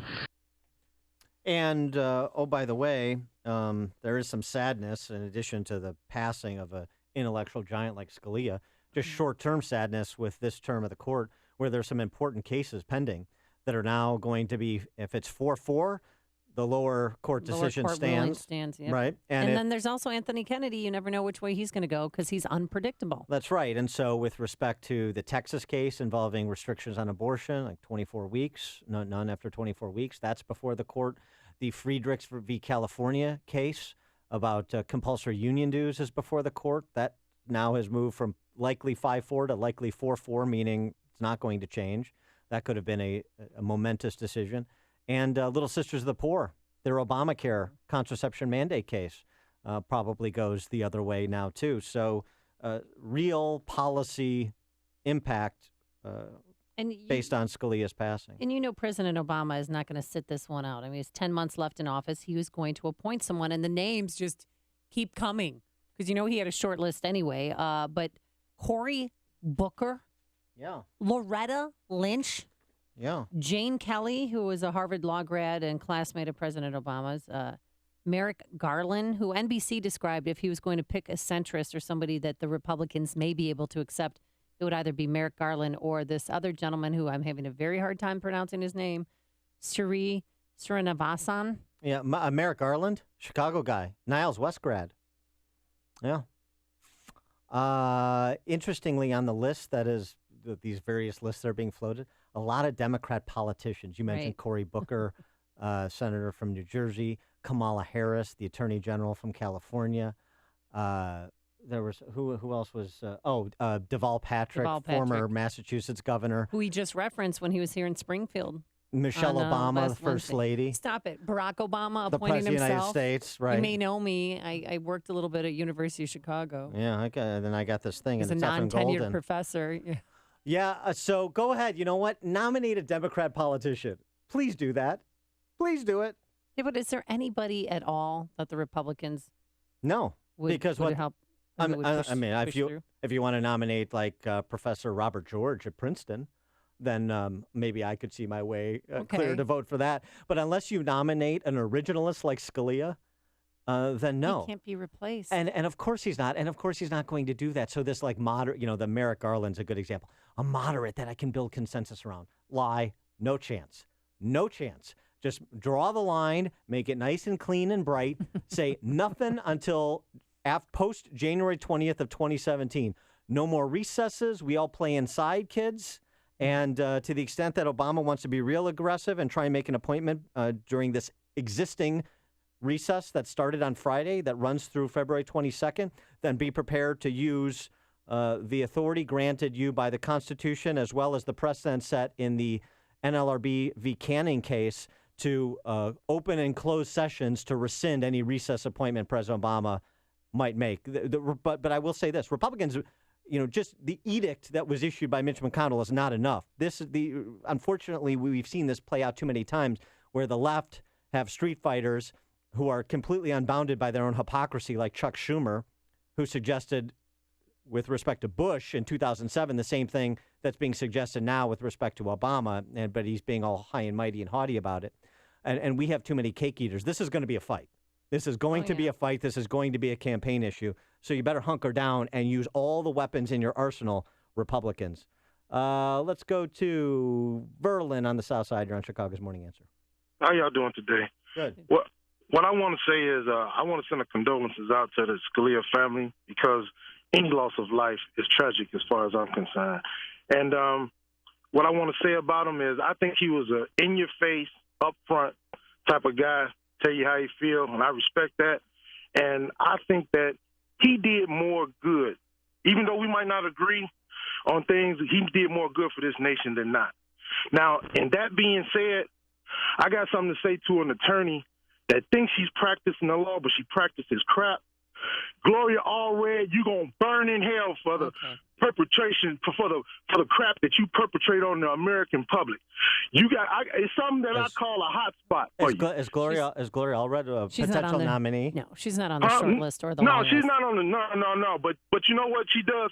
She lives to take down powerful men just because she's got a problem with them. Right. And you know what? Thanks, All right. Thanks for the call, I've got her Verlin. email. Appreciate it. I'll give you her email. Is Scalia just some of his important decisions to Verlin's first point? D.C. v. Heller, the first case to establish the Second Amendment as an individual right that, of course, gave way to or provided a path to McDonald versus City of Chicago, which finally extended Second Amendment rights to City of Chicago residents. That's just one example of the positive impact that Annie and Scalia had. Angry that he died. He went to his doctor last week, Wednesday and Thursday, with a shoulder pain and then some other ailment, and his doctor still cleared him to go to the ranch on Friday. Well, that's the stages of grief, okay? Yes. Can we experience them? Experience them quickly. You need to run through them in 5 minutes I know. or less. Why we're all just rushing to figure out his replacement, but that's what we do because it is an election year. And the decision on his It's replacement huge. is so momentous, of course, right? Scott on the West Side. Oh, hey, Dan. Thanks for taking my call. I'm pretty sure that the Senate should block any appointee and not act on it until there is a new president. And I'm pretty sure that Obama has his best and brightest working on a way for him to circumvent the Constitution. He does have a pen and a phone. Yes, thanks for the call, Scott. But interestingly, I pointed this out earlier, the NLRB v. Canning case, one of 13 times in the last 4 years, you had a unanimous Supreme Court decision that the Obama administration had violated the Constitution. The Canning v. NLRB is so important because it relates to recess appointments. Now, the Senate wasn't in recess with respect to those NLRB, National Labor Relations Board appointments that were overturned. So the fact situation here is different. But importantly, the court essentially gave dominion over the session schedule to the Senate, consistent with Article 2 of the Constitution. And that's why it's important, because the Senate sets its own schedule and can be in recess, not be in recess, at its discretion, which provides essentially the opportunity for a determined Senate majority to not allow the president to do an end run around their advice and consent power. That's what's really important as it pertains to replacing Scalia. Let's go to Brian in Lombard. You're on Chicago's Morning Answer. Hey, I think I'll call you back the day that they do confirm one during Obama's term, because as the Tribune mentioned this morning, he does have leverage. After the Saturday night debate, you got to believe, and I believed this beforehand, but there's some chance that the Republicans don't win in November, and they could lose Senate seats, which means that Hillary Clinton will be appointing, and she will have a lot less motivation. Thanks for the call, Brian. Yes, that's the whole point. That's McConnell's point and everybody else on that stage's point. Let's have this decided by the election. So we're in vociferous agreement, Brian. Let's have it decided by the election. And you do call me back when that justice is confirmed during Obama's remaining 10 months. Steve in Hinsdale. yes, we're getting ahead of ourselves. The owner of the ranch is tight with Obama. Photographs have emerged showing Obama shaking hands with him. Let me finish, please. This guy's got lots of medals. We have known that Johnson machine killed Kennedy in Texas. The Clintons have killed people. I think we need to find out, was Justice Scalia killed by the Obama regime? And I think he was. Okay, thank you. Have a great day. Bye-bye. There's only one radio show in Chicago talking about today's biggest stories and telling you what they really mean. That show is this one, Chicago's Morning Answer on AM 560, The Answer. Conspiracy theories. Your phone calls next. 312-642-5600 is the number. Grab a line. Today, it's going to be a cloudy start to the day. Some freezing drizzle in spots. A high of 35 degrees and partly cloudy by this afternoon. And peaks of sunshine, so that's good. And then tomorrow, light snow returns. A high of 37 degrees. Pretty slow for this President's Day, right, Jim Telemonte? That's right, Amy. Traffic is lighter than usual in most places, but there are issues. We have some reports of black ice on I-80. Westbound, it's stop and go between 355 and Francis Road due to the slick conditions. Eastbound, it's stop and go from River Road to I-55. There's a reported crash. The Kennedy is delay-free inbound, but outbound, it's slow. Montrose to Cumberland, 31 minutes downtown to O'Hare. The Aidens is fine. The Eisenhower, good inbound, but outbound, you've got a 7-minute delay from Central to Des Plaines Avenue. The Stevenson is heavy in both directions approaching Cicero. Exit ramps are jammed. Traffic lights are malfunctioning there on Cicero Avenue at the Stevenson. The inbound Ryan has a 5-minute delay coming into downtown. I'm Jim Talamonte, ChicagoRadioDeals.com Traffic Center. Text from 708, elections matter, people. This is what happens when people stay home. Yes, elections matter. That's what President Obama famously said. Well, they matter the other way, too. They matter with Senate Republican majorities and House Republican majorities. Those were the results of elections to people like Brian and Lombard. Everywhere you go, the threat looms. It follows you no matter what you do. The longer you avoid the IRS and the financial difficulties you're going through, the faster they'll begin to close in on you. Take control of your situation and stop the chase. John Doat of Thinking Outside the Box Law Firm will help you end the feeling of being hunted by the IRS. If you've avoided taxes or could benefit from the life-saving assistance of bankruptcy, it's time you call John Doat. This is an attorney who's willing to take on the federal government on your behalf. He's worked to discharge thousands of dollars in penalties, and he can help you settle your debts once and for all. Call 888-777-4193. Stop being hunted down by the IRS. Let John Doat of Thinking Outside the Box Law Firm deal with the IRS personally. His proven system works. Call John today for your own relief plan, 888-777-4193, or visit him online at thinkingoutsidetheboxlaw.com. That's thinkingoutsidetheboxlaw.com. Having a great smile to show off makes you feel good. There's no embarrassment associated with being able to flash your pearly whites whenever you want. If you'd like to feel that comfort and confidence with your smile, there's only one person who can help you. Dr. Neruzzi of Fox River Periodontics. This is Brian DeWolf. I have 2 implants from Fox River Periodontics. I had one. I was happy with it. So I had another one done, and I love them. The idea of dentures didn't appeal to me at all. I didn't want that appliance in my mouth. These implants are wonderful. They're just like your real teeth, and they're probably even better because there's no nerve attached to them, so there's no pain, and they last forever. Dr. Neruzzi is great, and his staff is wonderful, and I trust him completely. If you're looking for dental implants, or considering dental implants for a missing tooth or for a whole mouthful, talk to Dr. Neruzzi. He'll be happy you did, and Fox River Periodontics. This is Dr. Neruzzi. I personally guarantee your happiness with your implants. Go to implantsforme.com.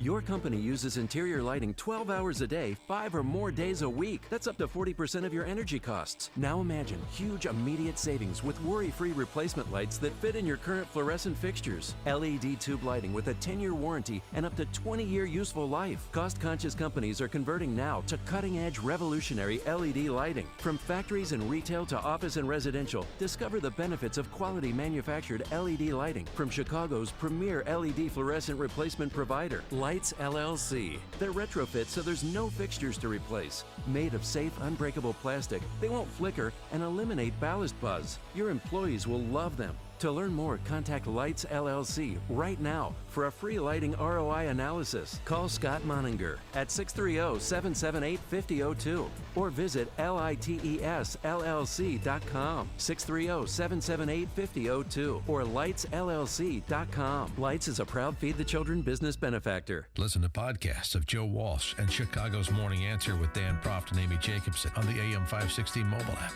Download it today at 560theanswer.com/mobile. Dan and Amy, just a little bit more history to provide some context to this. Recess appointments, the politics of Supreme Court nominations. In 1960, the Senate passed a resolution by the Democrats. Senate Democrats passed a resolution in 1960 opposing the recess appointment of Supreme Court justices. Now, of course, that's non-binding, but it's just interesting to note this idea that this is the first instance where politics is going to be infused into a Supreme Court nomination or confirmation process is pure folly. Ron on the South Side. Hey, good morning, Dan and Amy. Dan, I want you maybe to make clarification. I think it's pretty clear that the president under the Constitution has a right to make the nomination. Of course he does. Yes, he does. Okay. Well, so let's be clear. And then I think in honor of Scalia, we would definitely want to respect that right. But also, I didn't get full clarification, but can you possibly talk about the nomination that Ronald Reagan made, I believe, in 89. Maybe you can talk about that. Well, Ronald Reagan was not president in 1989. In 1987, he nominated Anthony Kennedy. It was confirmed in 88, but that was after Senate Democrats had pushed him to his third nominee. It started with Robert Bork, and then he was borked. He became a verb, and then you moved to Ginsburg, who had to withdraw his nomination because he smoked pot in his office, and then you got to Anthony Kennedy finally. So not quite the same situation. Thanks for the call, Ron. Joe in Tinley Park. Yeah, I haven't heard Mr. Fast and Furious much named. Thanks for the call. Yeah. Eric Holder. Thanks for the call, Joe. Eric Holder. No, he's on the no. The point for Obama to make this at all difficult for Republicans would be to nominate somebody who's not a Democrat politician or not part of his administration like Holder or Loretta Lynch. I think he's a little bit more politically savvy than that, unfortunately. Before you see it on TV, share it on Facebook, or read about it in the paper. Hear it here first. This is Chicago's Morning Answer on AM 560. The Answer. And now, a moment of objectivism with your Ron Brook and the Ayn Rand Institute. Do any of the presidential candidates understand the nature and purpose of the government they wish to lead? It's clear in the Declaration of Independence, governments are created to protect rights to life, liberty, and the pursuit of happiness. Ayn Rand described rights as an indispensable foundation of a free society. A right, according to Rand, is a moral principle defining and sanctioning a man's freedom of action in a social context. Rights keep government connected to its proper purpose, which is to protect our freedom so we can produce, thrive, and be happy. What do they protect us from? Without the principle of rights to guide them, governments become indistinguishable from criminals. Rights transform a government of men into a government of laws whose purpose is protection, not plunder. Do any of today's candidates understand this? From the Ayn Rand Institute, I'm Ron Brook. This has been a moment of objectivism from the Ayn Rand Institute. To learn more, listen to the Ron Brook Show, Saturdays at 4 on AM 560, and visit ariradio.com.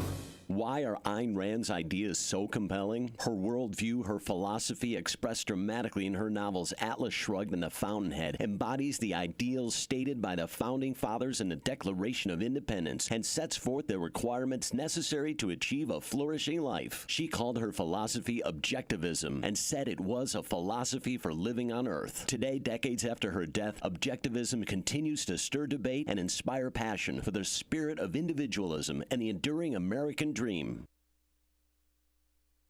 ChicagoRadioDeals.com has pulled the trigger to bring you classes for Illinois gun owners. Take advantage of a new Illinois concealed carry class from Safer USA. Dave Lombardo, class instructor, is offering his concealed carry 16-hour seminar for only $150. Now, this seminar is normally $300. It covers everything you need to know to protect you and your family with a concealed carry firearm for personal protection or against a home invasion. Dave is a pro and also the host of the show on Target Radio. Hey, get in a little range time as well with a 1-year range membership from the Outdoorsman Sports Shop in Winthrop Harbor. This is the premier gun range in Northeast Illinois, and a 1-year membership is only $149. That's a $350 value. Your range membership includes great discounts on products and services at the Outdoorsman Sports Shop. Find out all the details at chicagoradiodeals.com, also featuring great deals on many other lifestyle training classes. Get it all at chicagoradiodeals.com. This is an announcement for all people who want to take a risk-free challenge to whiten their teeth in 5 minutes using clinically proven power swabs. This risk-free challenge is for people whose smile has been yellowed by coffee, tea, or smoking. It's so effective, we challenge you to try it for 5 minutes to see how white your smile could be. If lines are busy, try again. Dial 1-800-663-1490. That's 1-800-663-1490. 1-800-663-1490. Coming up on Chicago's Morning Answer. What was with that immigration infographic for Rubio during the debate on Saturday night? He was the only candidate that had anything like that. We're going to ask Molly Hemingway, senior editor of The Federalist, at 8:08. But first, into the newsroom we go, and we say good morning to Dave Stewart, who's in for Mike Scott. Thank you, Amy. Good morning. Good morning, Dan. Among the stories we're watching, the CTA has a history of generous executive pensions. First, though, Fox News on AM 560 The Answer, WIND Chicago. Fox News Radio. I'm Dave Anthony. Anthony Scalia's body was flown to Virginia overnight from Texas, less than 48 hours after the Supreme Court justice's death, which has determined to be of natural causes. The family chose to have no autopsy, and there's a big debate over who should replace the conservative Scalia. It's unique to say that the public itself is going to have sort of an indirect vote on who's going to be a Supreme Court justice. John Kasich and the other Republicans running for president think whoever wins should decide. Donald Trump also tells NBC it should be somebody just like Justice Scalia. Well, President Obama's not listening to Republicans. Fox's John Decker live at the White House. The president said just hours after Antonin Scalia's death that he would fulfill his constitutional obligation by submitting a nominee in what he called due time, with Republicans vowing to block such a nomination. Vermont Senator Bernie Sanders slammed Senate Republicans, telling ABC, President Obama, in my view, should make that nomination. I hope he does it as soon as possible. In addition to cases on Obamacare, immigration, and abortion, the High Court is also set to hear cases over the next few months related to affirmative action and public labor unions. Dave? John Jeb Bush, a distant fifth in recent South Carolina polls, gets help from his brother today. Fox's Evan Brown has this live. Dave, Donald Trump's been targeting Jeb Bush in a lot of his campaign rhetoric, even taking shots at Bush's brother, the former president. Trump even blamed George W. for 9/11 during Saturday's debate. Jeb says it's not W's job to defend himself. That's my job. Donald Trump is trying to hijack the Republican Party. He's not a conservative. He's not a serious guy. And President Bush 43 will actually appear at a campaign stop for Jeb in Charleston. He's also been voicing radio commercials for his brother, too, Dave. Having a scare on a flight from London to New York. We have a medical issue with one of the... That came from a Virgin flight. A pilot fell ill after a laser was beamed into the cockpit shortly after takeoff last night. The plane returned to London, where passengers were stuck for the night. Fox News Radio. Fair and balanced. Good morning. It's 20 degrees in Chicago at 8:02 on AM 560 The Answer. I'm David Stewart. Cloudy skies today, some freezing drizzle, and a high of 34. 2 firefighters were injured battling a blaze in a warehouse early this morning in the back of the Yards neighborhood. It happened in the warehouse in the 4300 block of South Packers. 2 firefighters suffered minor injuries when some pallets fell on them. Blowing snow's causing some hazardous driving this morning for Chicago area commuters, along with freezing fog. IDOT spokeswoman Gianna Ergo is warning drivers to stay out of the way when the plows are there. And this is important. Don't crowd the plow. A plow driver's vision is restricted, so you see them, but they may not always see you. That heavy snow that fell yesterday afternoon is still creating problems for some people on the roads as well as for air travelers. Parishioners at St. Adalbert and Pilsen are reacting with shock and dismay to hear that their parish is being closed in a consolidation of churches in that neighborhood. The Archdiocese cited the high cost of needed repairs in closing St. Adalbert. A parish-based fundraising effort to collect $3 million to fix the church's iconic towers has only collected about $100,000. According to the Chicago Sun-Times and the Better Government Association, the CTA has spent nearly $94 million over 15 years on a retirement program that's allowed former CTA executives to start collecting their lucrative pensions in their late 40s and early 50s. The plan also allows those execs to double dip, that is, holding other government jobs while they take that CTA pension. The plan paid out more than $7 million to 500 former executives in 2014 alone. In sports, the NBA All-Star Game, the West over the East, 196-173. In hockey, the Blackhawks host Toronto tonight. The markets are closed because of President's Day. News and service of the Chicago Auto Show. Visit the Chicago Auto Show at McCormick Place now through the 21st to see 1 million square feet of everything new in the auto world. Log on to ChicagoAutoShow.com for discount ticket deals and download the Auto Show app for a chance to win a new Buick Encore.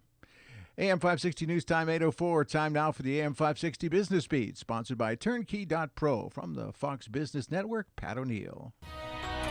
From the Fox Business Network, U.S. investors get a break today with Wall Street closed in observance of President's Day. Most overseas markets getting a lift. Japan's Nikkei surged 7%, its biggest gain since September, as investors bought up recently battered financial stocks. A new report showed slower growth in Japan as the year ended, leading to hopes of possible stimulus moves.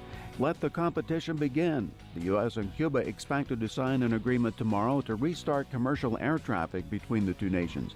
That will let U.S. airlines bid on routes for dozens of flights each day.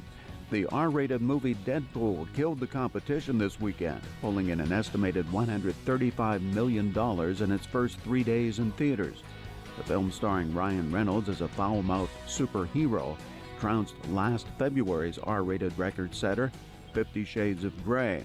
With the Fox Business Report, I'm Pat O'Neill. AM 560 News Time 5, where the cars will have the answer in 2 minutes on AM 560, The Answer. You don't win by accident. It's the Dave Ramsey Show. So this is your year to win. You don't get out of debt. You don't save your marriage by accident. You don't increase the quality of your marriage by accident. You don't raise great kids accidentally. These are intentional acts that you make choices on the variables in your environment, and you form and control your life. Make the most of your money and get out of debt. He's Dave Ramsey, tonight at 7 on AM 560. The Answer. Hey, sorry I'm late. I'm the chair for the company picnic committee, and I'm overwhelmed with finding the perfect catering partner. Don't be freaked out by that. Tasty Catering has done our company picnic every year for the last 5 years. I actually went to Tasty Catering's kitchen first to taste the food. They served juicy burgers right from the grill, fresh salads, awesome sides, and fun foods for the kids. Last year, we even had delicious brisket and an entire pig roast. Can they handle all the details? There's not much time to plan. Planning was even easier. Tasty Catering handled every detail, from serving pieces to inflatables for the kids, the DJ, and of course, the bar area. That's exactly what we're looking for. Just go to tastycatering.com. The pricing was right, and our CFO signed off on the contract immediately. The best company picnics start at tastycatering.com. View picnic menus and locations, entertainment options, and more. That's tastycatering.com. QL1, this is Control. Ground crew is secure. Over. Copy that, Control. Rockets powering up. Over. QL1, this is Control. Does Rocket Mortgage require me to fill out a bunch of paperwork? Negative, Control. Rocket Mortgage by Quicken Loans is the first on-demand mortgage machine that quickly and seamlessly imports your financial data. You can go through the entire mortgage approval process in minutes. Copy that, QL1. That is fast, like rocket fast. Do you think that's why they named it Rocket Mortgage? Over. Affirmative, Control. That's probably why they named it Rocket Mortgage.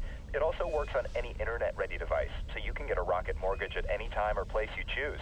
Roger that, QL1. So technically speaking, you could get a Rocket Mortgage at rocket speed from inside an actual rocket? Please just press the button, Control. Over. Copy that, QL1. 3, 2, 1. Rocket Mortgage at QuickenLoans.com. Push button. Get mortgage. Rocket. Visit for cost information and conditions. Equal housing lender. Licensed in all 50 states and MLSConsumerAccess.org number 3030. At 8:08, let's check the roads from the ChicagoRadioDeals.com Traffic Center. Here's Jim Talamonte. Thanks, David. Chicago's airports this morning are reporting normal operations despite some fog and freezing drizzle. But as we look at the flight boards, there are some delays at O'Hare and Midway. So check flight status before heading to either airport. The Kennedy has inbound delays now from Division to Ohio. 23 minutes O'Hare to downtown. Outbound 31 at Stop and Go Montrose to Cumberland. The Edens is fine. The Eisenhower has clear sailing inbound, but outbound it's a 5-minute delay from Central to Des Plaines Avenue. Stevenson, just 36 minutes either way between 355 and Lakeshore Drive. But the Cicero exit ramps are backed up due to traffic signal malfunctions on Cicero at the Stevenson. The Ryan has a 5-minute delay entering downtown. Northbound Tri-State, slow from the Stevenson to the Hinsdale Oasis and from the Reagan all the way to the Eisenhower. It's slick on I-80. We're seeing delays on the eastbound side from River Road to I-55 with a crash. Westbound from 355 to Francis, black ice reported. Traffic answers when you need them most. I'm Jim Talamonte. AM 560, The Answer. More of Chicago's Morning Answer next, but now your forecast. Service of aircomfort.com. 80 years of quality mechanical solutions for your business. Here's meteorologist Kevin Snyder. Today, a morning flurry or two, otherwise mostly cloudy and not as cold, but watch for some freezing drizzle as well. We'll have a high today of 32. Partly cloudy tonight with a low of 21. I'm Kevin Snyder on AM 560. The Answer. 22 degrees at the lakefront in Midway. It's 20 at O'Hare. Next news, 8:30. Chicago's Morning Answer continues now on AM 560. The Answer. This hourly segment is brought to you by Turnkey IT, giving you the freedom to focus on your business while they handle the technical stuff. Turnkey IT. Good morning. Welcome to your Monday morning briefing. Here's what you need to know to start your day. Antonin Nino Scalia was a larger-than-life president on the bench. It is outrageous that Republicans in the Senate and on the campaign trail have already pledged to block any replacement that President Obama nominates. This next election needs to be a referendum on the court. We should not allow a lame duck president to essentially capture the Supreme Court in the waning months of his presidency. This is Chicago's Morning Answer with Dan Proft and Amy Jacobson on AM 560. The Answer.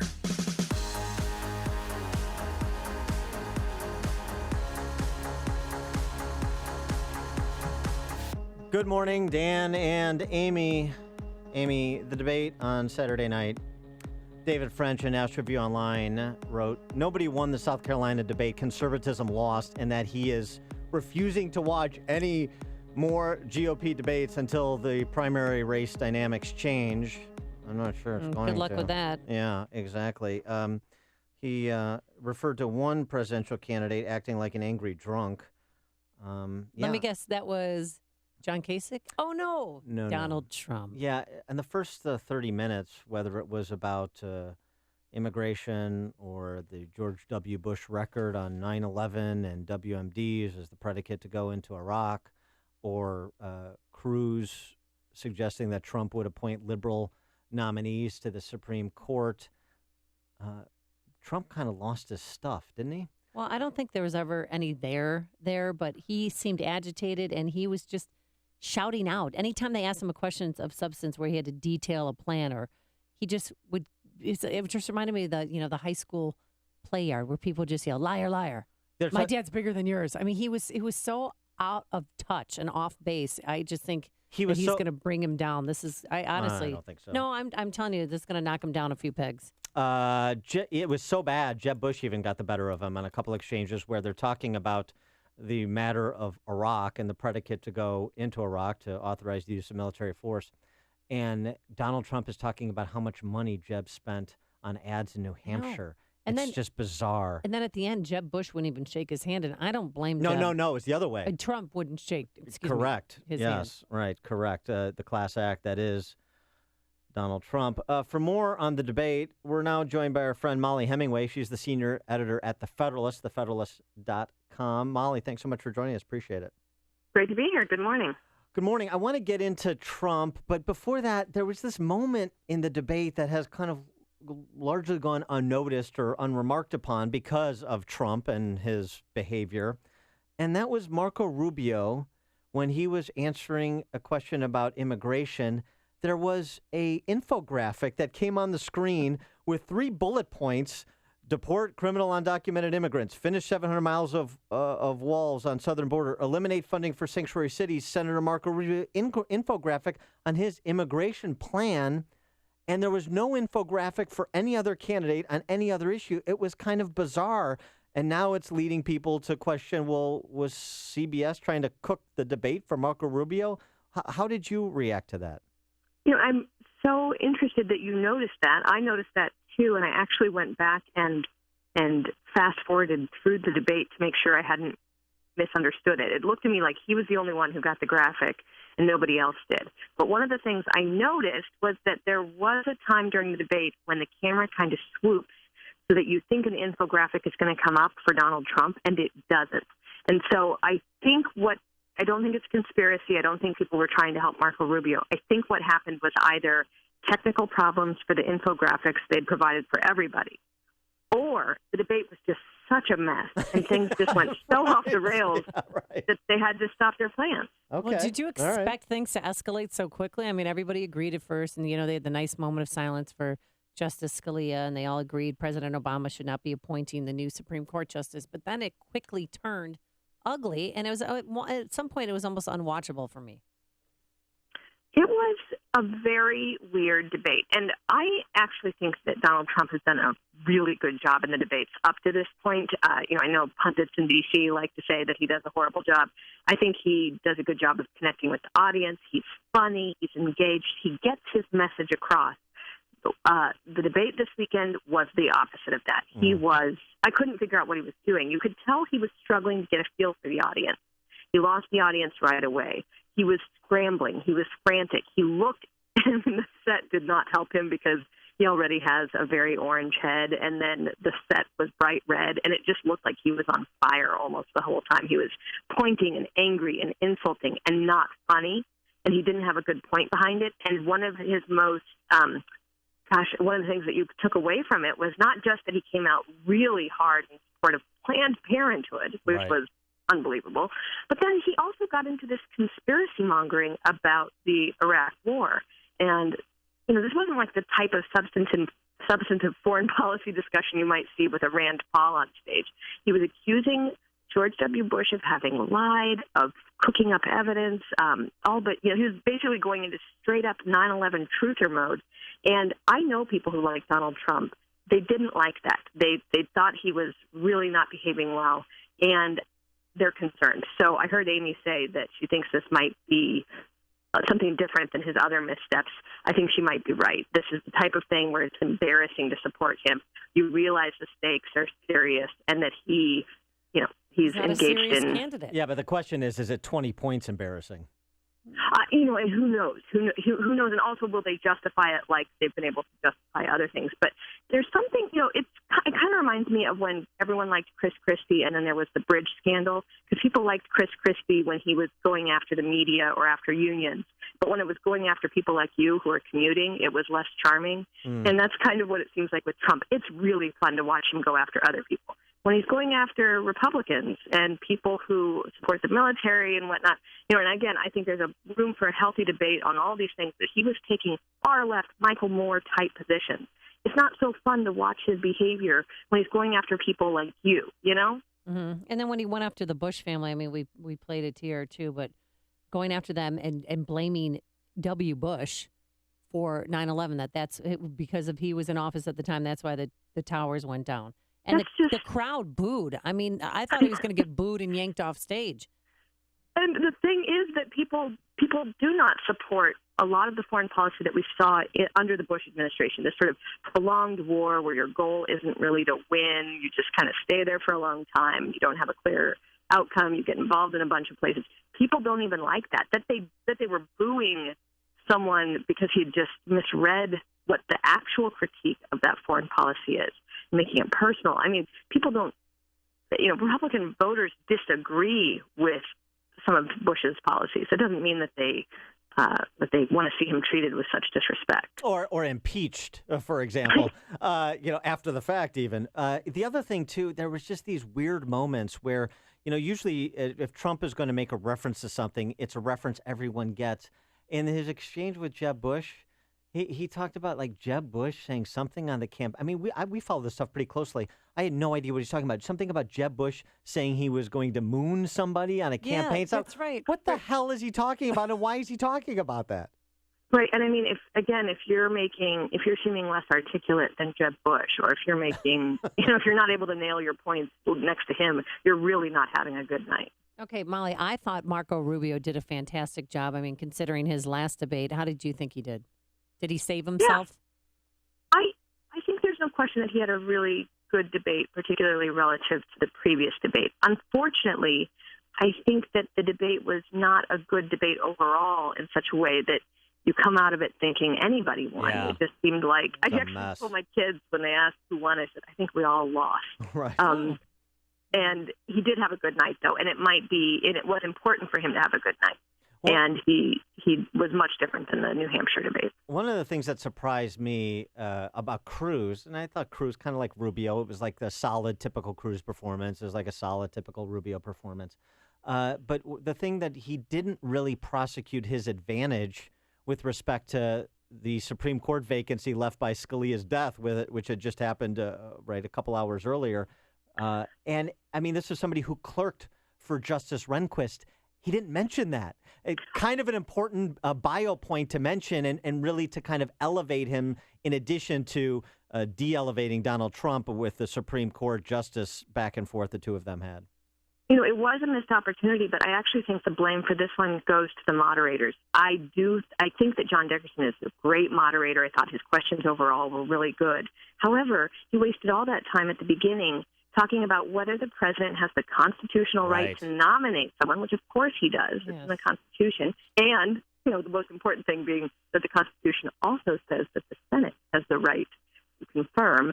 So that's where the whole debate is. It's not about whether the president has the right to nominate. It's what the Senate should do in response. So they wasted all that time, and I can only assume that the candidates thought there would be 4 or 5 questions on your approach to appointing or to nominating justices and what your judicial legal theories are and things like that. So I think he might have been saving for what he presumed would be one of the many follow-ups, and then they never came. She is Molly Hemingway, senior editor at The Federalist, thefederalist.com. Interesting stuff there all the time. You should check it out. Molly, thanks so much for joining us. Appreciate it.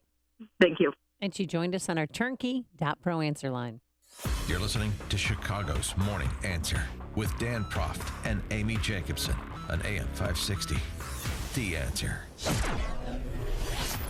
Cloudy skies today. Cold start on this President's Day. 18 degrees right now, going up to a high of 35 degrees. We will have some sunshine by this afternoon, so that's good news. But then tomorrow, the light snow returns anywhere from a dusting to an inch, a high of 37. Travel times, here's Jim Talamonte. Thanks, Amy. Good morning. Good morning, Dan. Some roads are slick. There's a crash in Lake in the Hills, Algonquin at Randall, one on Hanover Park on Schick Road at County Farm. And at Blue Island, 119th remains blocked near Western with a stalled freight train.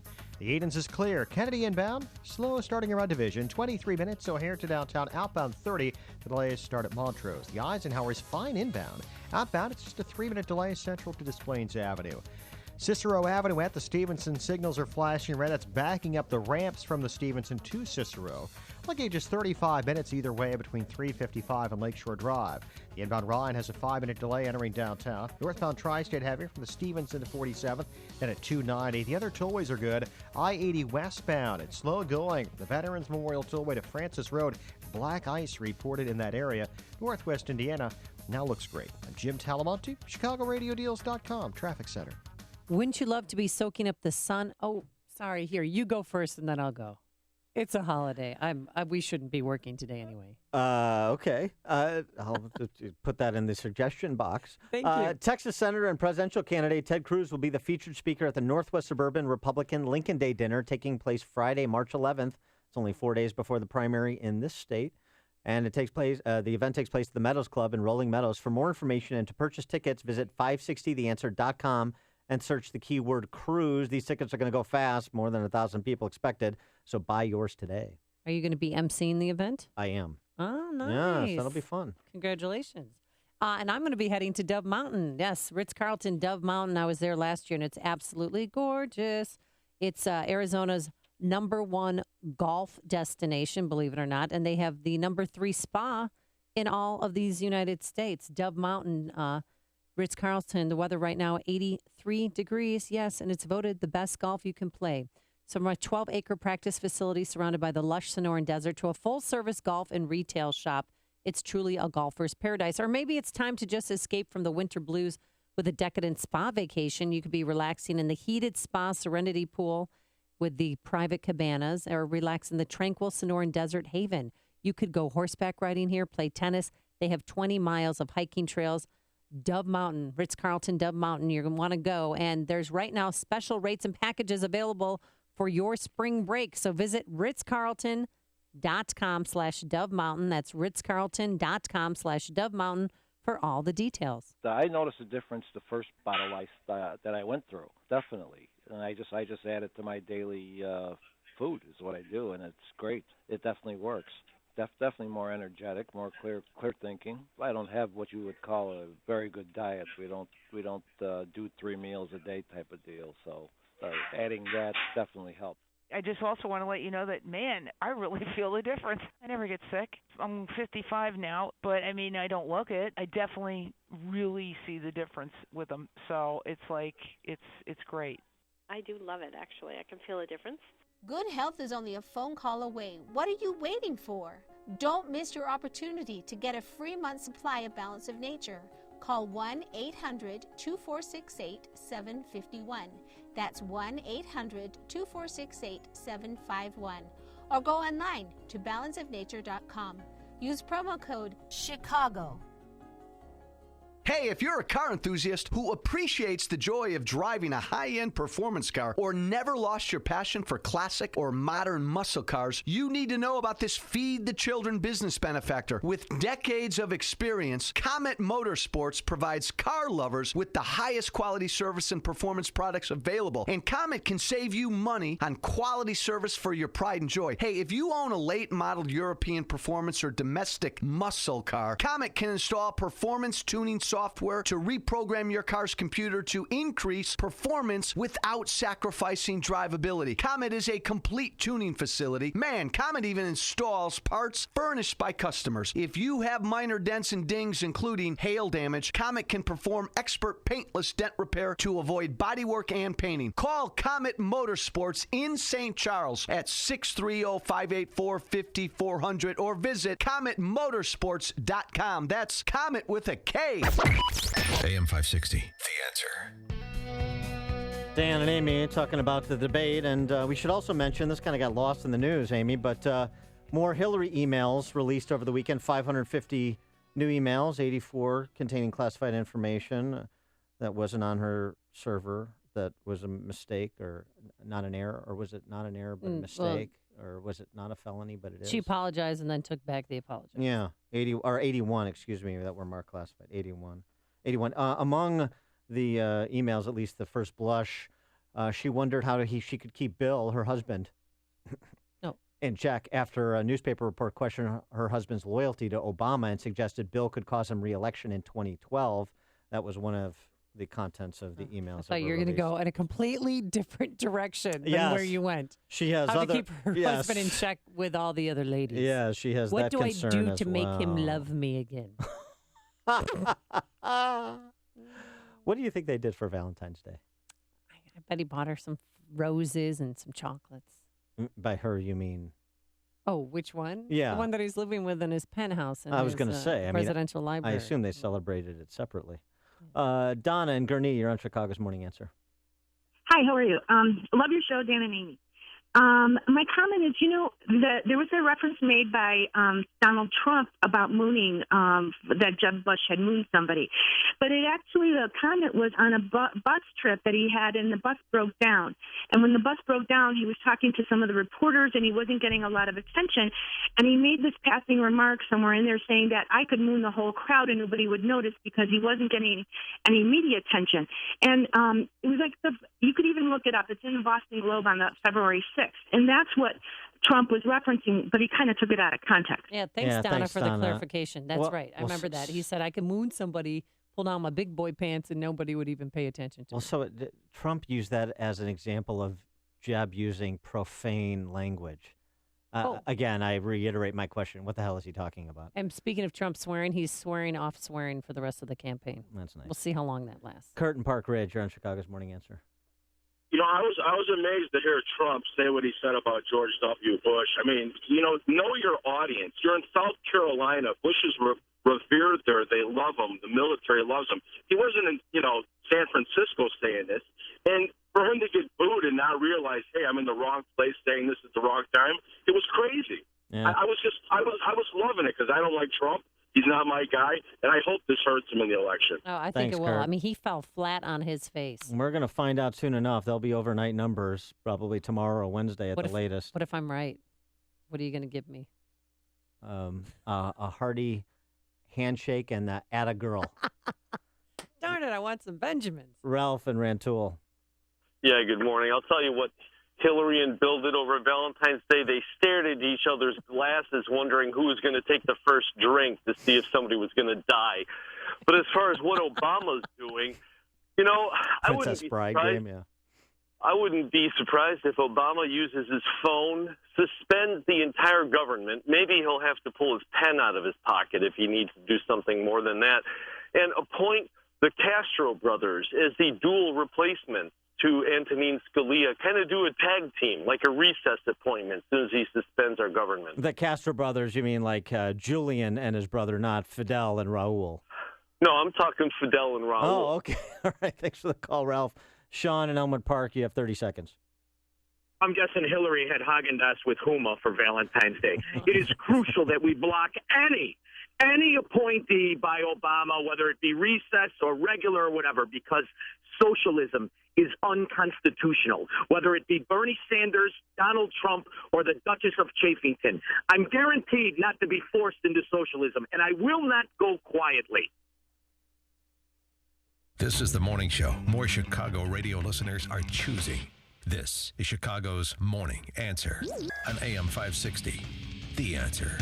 My name is David Hochberg, and I'm Vice President of Lending at Pearl Mortgage. That's right, I'm now Vice President of Lending at Pearl Mortgage. If you're looking to purchase a new home or refinance your existing home, give me a call. I'm the same guy that's provided listeners with honest advice and outstanding customer service for the past 13 years. The only thing that's changed is where I work. When you wanted to purchase a home after filing bankruptcy or when your home was foreclosed, you called me and I helped you. When you tried to purchase a home you couldn't afford, you called me and I advised you to purchase a less expensive home. If you want to talk with me about a mortgage, please give me a call at 312-751-1333. That's 312-751-1333. Email David at perldavid.com. That's David at perldavid.com. Or visit my website, am560david.com. 312-751-1333. Pearl Mortgage is an equal housing lender, Illinois residential mortgage licensee, 4358, licensed by DBO under California RMLA and MLS 19186. PearlMortgage.com licensing. When was the last time you did something for yourself? And you might want to treat yourself to a MyPillow. There are many of you who have procrastinated, but don't put it off any longer. MyPillow is a premium pillow with 4 different loft levels that's customized to your individual preference.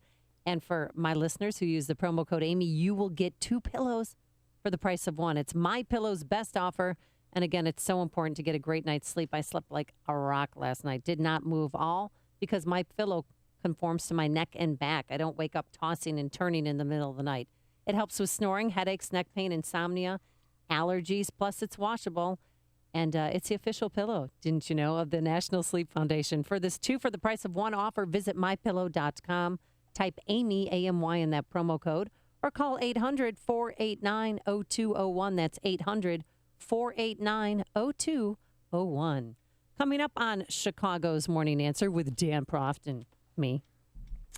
Does President Obama need the Senate to make a Supreme Court appointment? We'll talk to Hans Van Spakovsky, Senior Legal Fellow at the Heritage Foundation at 8:38. But first, into the newsroom we go, and we say good morning once again to Dave Stewart, who's in for Mike Scott. Good morning, Amy. Good morning, Dan. It's 20 degrees in Chicago at 8:32 on AM 560, The Answer. Democratic Senator Chuck Schumer says that President Obama should nominate a replacement for the late Supreme Court Justice Antonin Scalia. Ted Cruz holds the Constitution when he walks through the halls of Congress. Let him show me the clause that says the president's only president for 3 years. The number 2 Democrat in the Senate told ABC it's the president's job to nominate a replacement for the Senate and for the Senate to hold hearings and vote on that nominee. Former President George W. Bush steps out to campaign for his brother Jeb tonight. Jeb tells Fox News that, like him, his brother is looking toward the future. I think he's going to be there to show his support for me and why, going forward, I would be the best commander-in-chief, that I have a proven record and a steady hand. That's what I think he's going to talk about. He's not going to get back in the past. George W. Bush has taken part in private fundraisers for Jeb and is also providing a voice to radio and television ads. Doctors Without Borders says an airstrike destroyed one of its clinics in northern Syria today. The organization says 4 rockets hit the clinic in 2 passes. They say at least 8 of their staff members are missing. 2 men were killed, at least 5 other people injured in shootings in Chicago on Sunday. About 10:50 yesterday morning, 2 men were found inside an apartment building in Bronzeville, shot fatally. Police have made no arrests in that case. President Obama talked about redistricting reform last week in Springfield, but the fight has already been brewing in Illinois. A bipartisan group of supporters, along with Republican Governor Bruce Rauner, are pushing to put a measure on the November ballot. But opponents, including some top Democrats, they say that would devastate the voices of minority communities. In sports, the NBA All-Star Game saw the West over the East 196-193, and in hockey, the Blackhawks host Toronto tonight. The news and service of the Chicago Auto Show. Visit the Chicago Auto Show at McCormick Place now through the 21st to see 1 million square feet of everything new in the auto But world. if I could just clarify, right now it sounds as though the Republicans who run the Senate aren't even going to schedule a vote. You think that one should be scheduled? AM 560 News Time, 8:34. It's up to Mitch McConnell. That's really not important to me. 2 minutes on AM 560, The Answer. Mike Gallagher sees 2 reasons for Bernie Sanders' rise. It would be because of perhaps millennials who are very excited about free stuff, because that's what Bernie Sanders keeps offering. Meanwhile, Hillary is up to her eyeballs with the new reports about top-secret emails on her server. Most people don't trust her, and maybe this is why a 74-year-old socialist is doing so well. The Mike Gallagher Show, weekdays at 9, right before Dennis Prager at 11 on AM 560. The Answer. Listen to AM 560 on your mobile device. Now available on iHeartRadio. Online at iHeartRadio.com. I wish I could fall asleep. Jennifer had a stressful day, and now her mind is spinning at bedtime. I have a big day tomorrow. It's time for Unisom Sleep Minis. The tiny capsules are non-habit forming and work fast. They're the little help busy people need to get a good night's sleep and wake recharged. Good night. Unisom Sleep Minis. A stressful day deserves a restful night. Use as directed. Active ingredient diphenhydramine hydrochloride.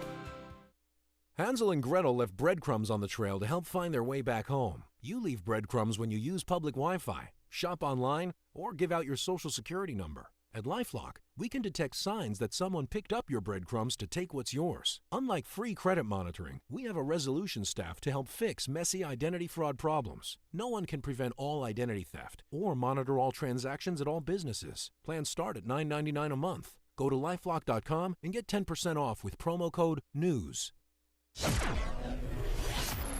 At 8:36, let's check those roads from the ChicagoRadioDeals.com traffic center. Here's Jim Talamonte. Thank you, David. The Kennedy inbound has stop-and-go traffic between North Avenue and Ohio. It's 24 minutes O'Hare to downtown, but clear in the express lanes. Outbound stop-and-go Lawrence to Harlem, 28 minutes downtown to the airport. The Edens is fine in both directions. Eisenhower inbound, a little sluggish from Des Plaines Avenue to past Harlem. It's about a 2-minute delay. And outbound, there's a 2-minute delay from Austin to Des Plaines Avenue. Stevenson, fairly light. It is slow from State to Lakeshore Drive. That's going to get heavier soon with the auto show opening at 9. Right now it's 36 minutes, 355 to Lakeshore Drive, outbound 35. Farther south, northbound 55 has delays from Lockport Road to past 126 with a crash in the left lane. Ryan is 20 minutes, 95th to downtown. Northbound Tri-State slow from the Reagan Tollway to the Eisenhower. The other tollways are fine. Westbound I-80 slow and slick from 355 to Francis. There's black ice reported. Traffic answers when you need them most. I'm Jim Talamonte, AM 560, The Answer. More of Chicago's Morning Answer next, but now your forecast. A service of aircomfort.com. 80 years of quality mechanical solutions for your business. For today, mostly cloudy, not quite as cold. Some freezing drizzle and a high of 34. Partly cloudy tonight, low 22. Cloudy, couple of flurries tomorrow, high 36. Right now it's 20 at O'Hare. Next news update, 9 o'clock. Continuous coverage of the latest news, traffic, and weather at 560theanswer.com. Now, more of Chicago's Morning Answer on AM 560, The Answer. This hourly segment is brought to you by the Ayn Rand Institute and the Yaron Brook Show. Heard Saturday afternoons at 4 here on AM 560, The Answer. Hey, before you read about it on Facebook or Twitter, well, hear about it from your friends. Find out what today's big stories really mean with me, Sean Hannity, today at 2, right here on AM 560, The Answer. Dan and Amy Listen to this tribute to Justice Antonin Scalia, Amy. Mm-hmm. He was a jurist of captivating brilliance and wit, with a rare talent to make even the most sober judge laugh. The press referred to his energetic fervor, astringent intellect, peppery prose, acumen, and affability, all apt descriptions. He was eminently quotable. His pungent opinion so clearly stated that his words never slipped from the reader's grasp. That from Ruth Bader Ginsburg.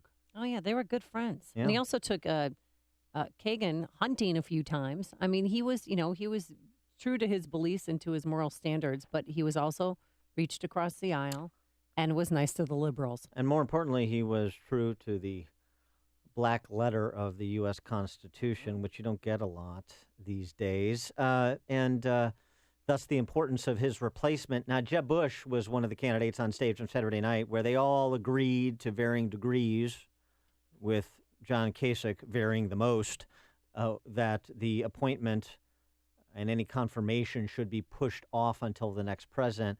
But then Jeb Bush went on CNN with Dana Bash and said this. But if I could just clarify, right now it sounds as though the Republicans who run the Senate aren't even going to schedule a vote. You think that one should be scheduled?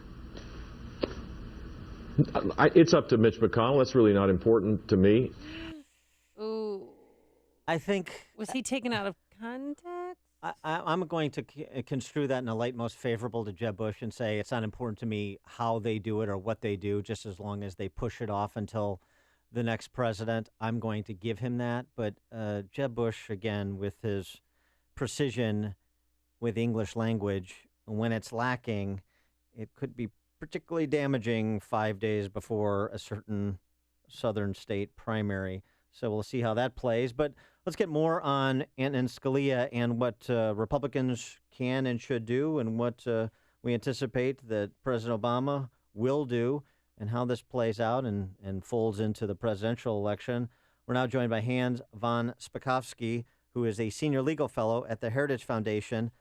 Hans, thanks very much for joining us again. Appreciate it. Sure. Hi, Dan. Hi, Amy. So before we get into the political machinations of selecting, nominating, and voting on or not voting on a successor to Scalia, your reflections on Justice Scalia. Well, I tell you, he changed the course of the law and of the Supreme Court, and that's a lot to say. We've had more than 100 men and women have served on the court. Few of them do that. But look, this would have been his 30th year, and yet he really changed the court by focusing people on saying we've got to interpret the text of laws and the text of the Constitution as they are written and as they were understood by the men and women who put the laws and the Constitution in place. And you can see that in the gun cases, like the Heller case, the Chicago gun case also, where the justices were all talking about what was the historical understanding of the Second Amendment. That didn't happen 30 years ago when he first got on the court. But he was such a vivid writer, too, that I know attorneys and some federal judges that said they would just read his opinions just to get a laugh. Oh, that is absolutely right. And I'll tell you, that is something that I think everyone is going to miss the most. I was in the courtroom just a couple of weeks ago in a case, and as he did so often, he asked a very pointed question that raised a laugh in the entire courtroom. I mean, the audience, the lawyers, and the justices were all laughing. And that happened frequently because he had such a great sense of humor. Adam White, who's a fellow at the Hoover Institution, writes in the Weekly Standard today that, look, the Constitution is very clear. The president has the power to nominate, and the Senate has the power to advise and consent, but nowhere does it mandate that the Senate vote on a presidential nominee. I mean, we're still waiting on Miguel Estrada's vote to be confirmed to the federal appellate court bench from the Bush years. So what do you think Republicans should do, consistent with what Mitch McConnell said they're going to do globally, which is push this nomination off until the next president? Oh, I totally agree with that. And the reason is this. Look, we've got less than a year in the president's term. When he leaves, all his executive appointees will leave with him, the head of the Justice Department, et cetera. but appointments to the Supreme Court are lifetime terms. And I think it would be completely unfair, frankly, to the American people to allow him in the waning days of his presidency to make an appointment that could affect us for the next 3 decades. I think the next president and the people voting for who that president should make that decision. And then when you look at the list of people that are on Obama's short list, I don't see there's any way in the world that any of these will go through, the Republican Senate or the House. They'll never make it through the Senate committee. Yeah, I don't think so. You can look at his history over the past 8 years, and he has appointed, frankly, the most liberal judges to the federal courts at all levels of any prior president. And so here's the political concern, though, and Charles Cook writes about this in National Review Online. The political concern is President Obama uses this to drive turnout in the 2016 general election by nominating a person of color. And that agrees, as you suggest, with the left-wing philosophy of this administration and turns that person into a martyr to try and turn out base vote that may not otherwise be inclined to turn out for Hillary Clinton. Look, you and I, the three of us, and lots of people in Washington agree that who sits on the Supreme Court is important. The average voter does not pay a lot of attention to that, and I sincerely doubt that in the next election, with all the other issues that we face, particularly with ISIS and the economy, that there's going to be a huge number of people going into the ballot booth making a decision based on that particular issue. Well, yeah, but they use Sandra Fluck as a kind of avatar, even though she's an actual person, in the 2012 election to make a rather ancillary issue, paying for women's contraception, into a national issue of sorts to turn out, they're part of their base of single women, for example.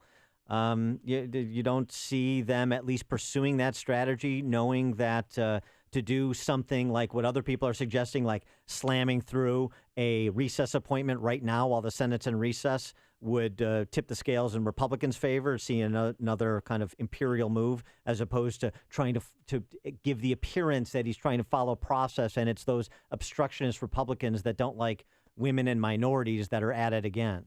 Oh no, listen, I certainly agree that they probably would pursue such a strategy, because if this president has proven anything, it's that he thinks politically 100% of the time. What I'm saying is I actually don't think that would be particularly effective. And it certainly wasn't in the 2012 election, because even though the president won, the turnout went down considerably, and particularly the turnout for him went down quite a bit. During the debate, you had one candidate, that being Ted Cruz, who actually suggested a nominee if he were president of the United States, a former clerk, a former Supreme Court clerk that he had clerked with. I think he was he Scalia's clerk, or I know Cruz was Rehnquist's clerk, but he referenced Mike Luttig as a guy that he would nominate for the Supreme Court. Do you think it behooves other Republican candidates to suggest the kind of nominees they would put forward to assuage fears that we have, more Anthony Kennedy types from a Republican president? Oh yeah, and I would be even more fearful of a David Souter type of justice. Yes, I think they should, because in fact that will tell us quite a bit about who they think is qualified to sit on the court and make those decisions. I mean, I was just as concerned as you two were when I heard what Jeb Bush said about this. He is Hans von Spakovsky, Senior Legal Fellow at the Heritage Foundation. Hans, thanks so much for joining us. Appreciate it. Thanks for having me. And he joined us on our turnkey.pro answer line. Listen to Dan and Amy on your smartphone. Download the AM560 mobile app today at 560theanswer.com/mobile. Cloudy skies right now. Brisk start to the week. 18 degrees right now at O'Hare. Going up to a high, though, of 35 degrees. And then tomorrow, a little light snow blankets the area, anywhere from a dusting to an inch. but warmer, a high of 37 degrees. Let's get the travel times. There's Jim Telemonte. Thank you, Amy. And Elgin Randall Road is blocked off between Stearns and Hops. The rail crossing gates are stuck down. The Edens is delay-free. Kennedy inbound, slow North Avenue to Ohio. 24 minutes, O'Hare to downtown, outbound 28, with the delay from Lawrence to Harlem. Eisenhower's 32 minutes, Thorndale to downtown, outbound 31. Stevenson, 36 minutes, 355 to Lakeshore Drive, outbound 35. Ryan, 20 minutes, 95 to downtown, clear outbound. Lakeshore Drive is fine. Northbound Tri-State heavy at 290. The other tollways are clear. Black ice reported on I-80 west of 355. Traffic is slow in that area. There's a crash on westbound 94 at the Indiana Toll Road in the left lane. Jim Talamonte, ChicagoRadioDeals.com, Traffic Center.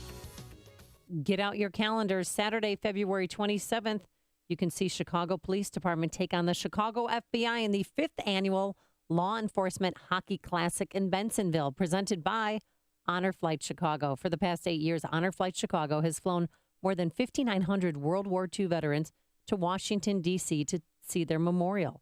And last month, they announced they will open their 2016 flights to Korean War veterans. For more information, visit honorflightchicago.org. And right now, you could be caller number 5, because it's the 5th Annual Law Enforcement Hockey Classic. Caller number 5 wins 2 tickets for the match. Call 312-642-5600, 312-642-5600, and good luck. On AM 560 The Answer, we talk about the important issues that affect your world. Things like the economy, education, and foreign policy. There's always so much going on in the news that we don't always have the time to drill down and talk about the big ideas behind the big issues. That's where Upstream Ideas comes in. Upstream Ideas, online at upstream-ideas.com, in partnership with the Illinois Policy Institute, provides the kind of information that informs the policy discussions happening here on AM 560. At Upstream Ideas, you'll broaden the debate, move beyond partisan assumptions, and challenge accepted orthodoxies. In other words, Upstream Ideas goes against the current and thinks upstream. Go online now to upstream-ideas.com. That's upstream-ideas.com. You'll be armed with new information and fresh perspectives to spur you on to make the state of Illinois and the United States of America a bit more free, a bit more just, and a bit more civilized. Upstream-ideas.com. Hi, I'm Lex Howard, CEO of Balance of Nature. I occasionally take new customer calls, and often people tell me that they have been hearing our advertisements for years. What are you waiting for? Start now and begin experiencing the benefits of Balance of Nature in your life. With the fruities and veggies, for sure, it's my go-to for my kids. That's my mommy's security. I don't usually eat fruits and veggies, so taking a supplement usually helps, and I can tell the difference. So, well, I just sort of, like in my fingernails, toenails, things like that.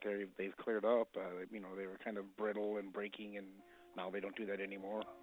Good health is only a phone call away. What are you waiting for? Don't miss your opportunity to get a free month supply of Balance of Nature. Call 1-800-2468-751. That's 1-800-2468-751. Or go online to balanceofnature.com. Use promo code CHICAGO. People who can afford a LASIK procedure sure are lucky. Imagine being able to throw away your contacts and glasses. Imagine waking up tomorrow with 20/20 vision. Too bad everyone can't afford LASIK. Well, guess what? There's a company that agrees with you. The LASIK Vision Institute is now offering dramatically low prices on high-quality LASIK to make it affordable for everyone. That means you get the latest FDA-approved LASIK technology for a fraction of what others charge. And if you call right now, we'll schedule a free appointment so you can discover if LASIK is right for you. Results may vary. Call 1-800-714-9755. Even better, if you're one of the first 100 callers, ask about an extra 20% discount off our already low-cost services. We've already performed over 1 million procedures. Let us help you.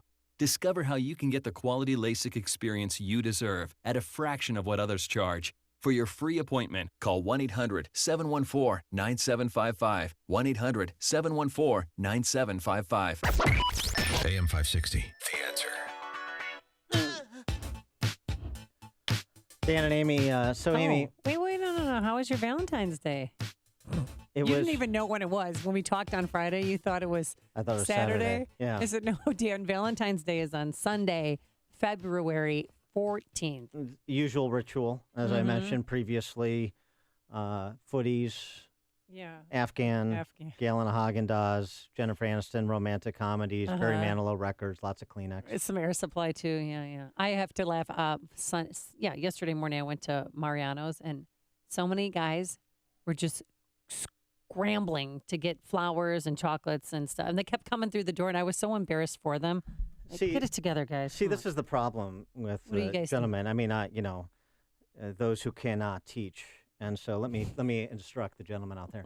The play is not to do something so conventional as that. The play is to come up with your own original verse, or perhaps go through the trouble of memorizing verse from a Robert Browning or a Shakespeare, and present that to your betrothed. So, I mean, I've done this. Mm-hmm. I mean, I've memorized it. I've never had anyone who would, indulge me, but are you going to make me suffer through that right now? You have to, because we work together. So, for example, from Sonnet 17, Amy, how would you react if make it go away? If your fiance had said this to you? If I could write the beauty in your eyes and in fresh numbers number your graces, the age to come would say this poet lied. Such heavenly touches never touch earthly faces. Now, how would you react if you had heard that rather than just receive some pedestrian flowers and chocolate? How would I react? I'm trying to hit the delay dump button. Now, here's what I actually do. What do you do, Dan? I look at the scientific nature of human interaction. So I want to examine the big questions like, why do we kiss? Because as you know... Like French kiss? In general, choose your... I mean, what kind of kissing are we talking? Like kissing... conventional kissing. Am I making you feel Let's keep it clean. So conventional kissing, women in particular value kissing early on. It's a way to identify the suitability of the mate. As you know, while kissing, couples exchange 9 millimeters of water, 0.7 milligrams of protein, so 0.18 milligrams of organic compounds, 0.71 milligrams of fats, and 0.45 milligrams of sodium chloride, along with 10 million to 1 billion bacteria. That's according to the counting. But it's important because the first kiss could be the decider for selecting a mate. And this is where if they're a bad kisser, they're gone. Yeah, your chemical IQ comes in to get through all of the compounds that are being exchanged to decide whether or not that this is a suitable mate. Yeah, so that's you kiss to see if the pheromones are compatible. So another way to do this, if you don't want to recite Shakespeare, is you recite the contents of a kiss. And I see if your mate enjoys that.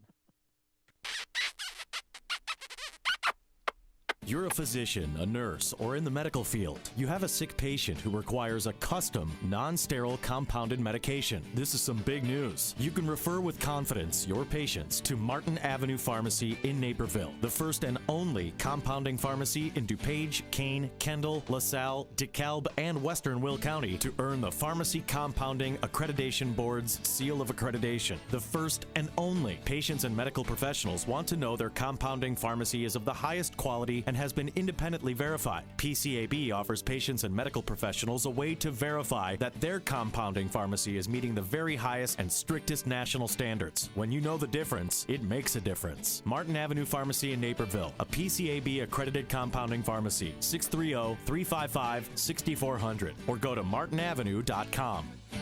We make it better, like nobody else. We make it better. Martin Avenue. What if I use Listerine before I kiss? Would that help? Possibly, maybe. Couldn't hurt. Ooh, well, the weather outside might feel like winter, but if you have kiddies in school, you should be thinking about back to school season next fall. And maybe you've considered a private school in the past, but thought, you know what, I can't afford it. Well, if that's the case, then we want to remind you again about halfpriceschools.com.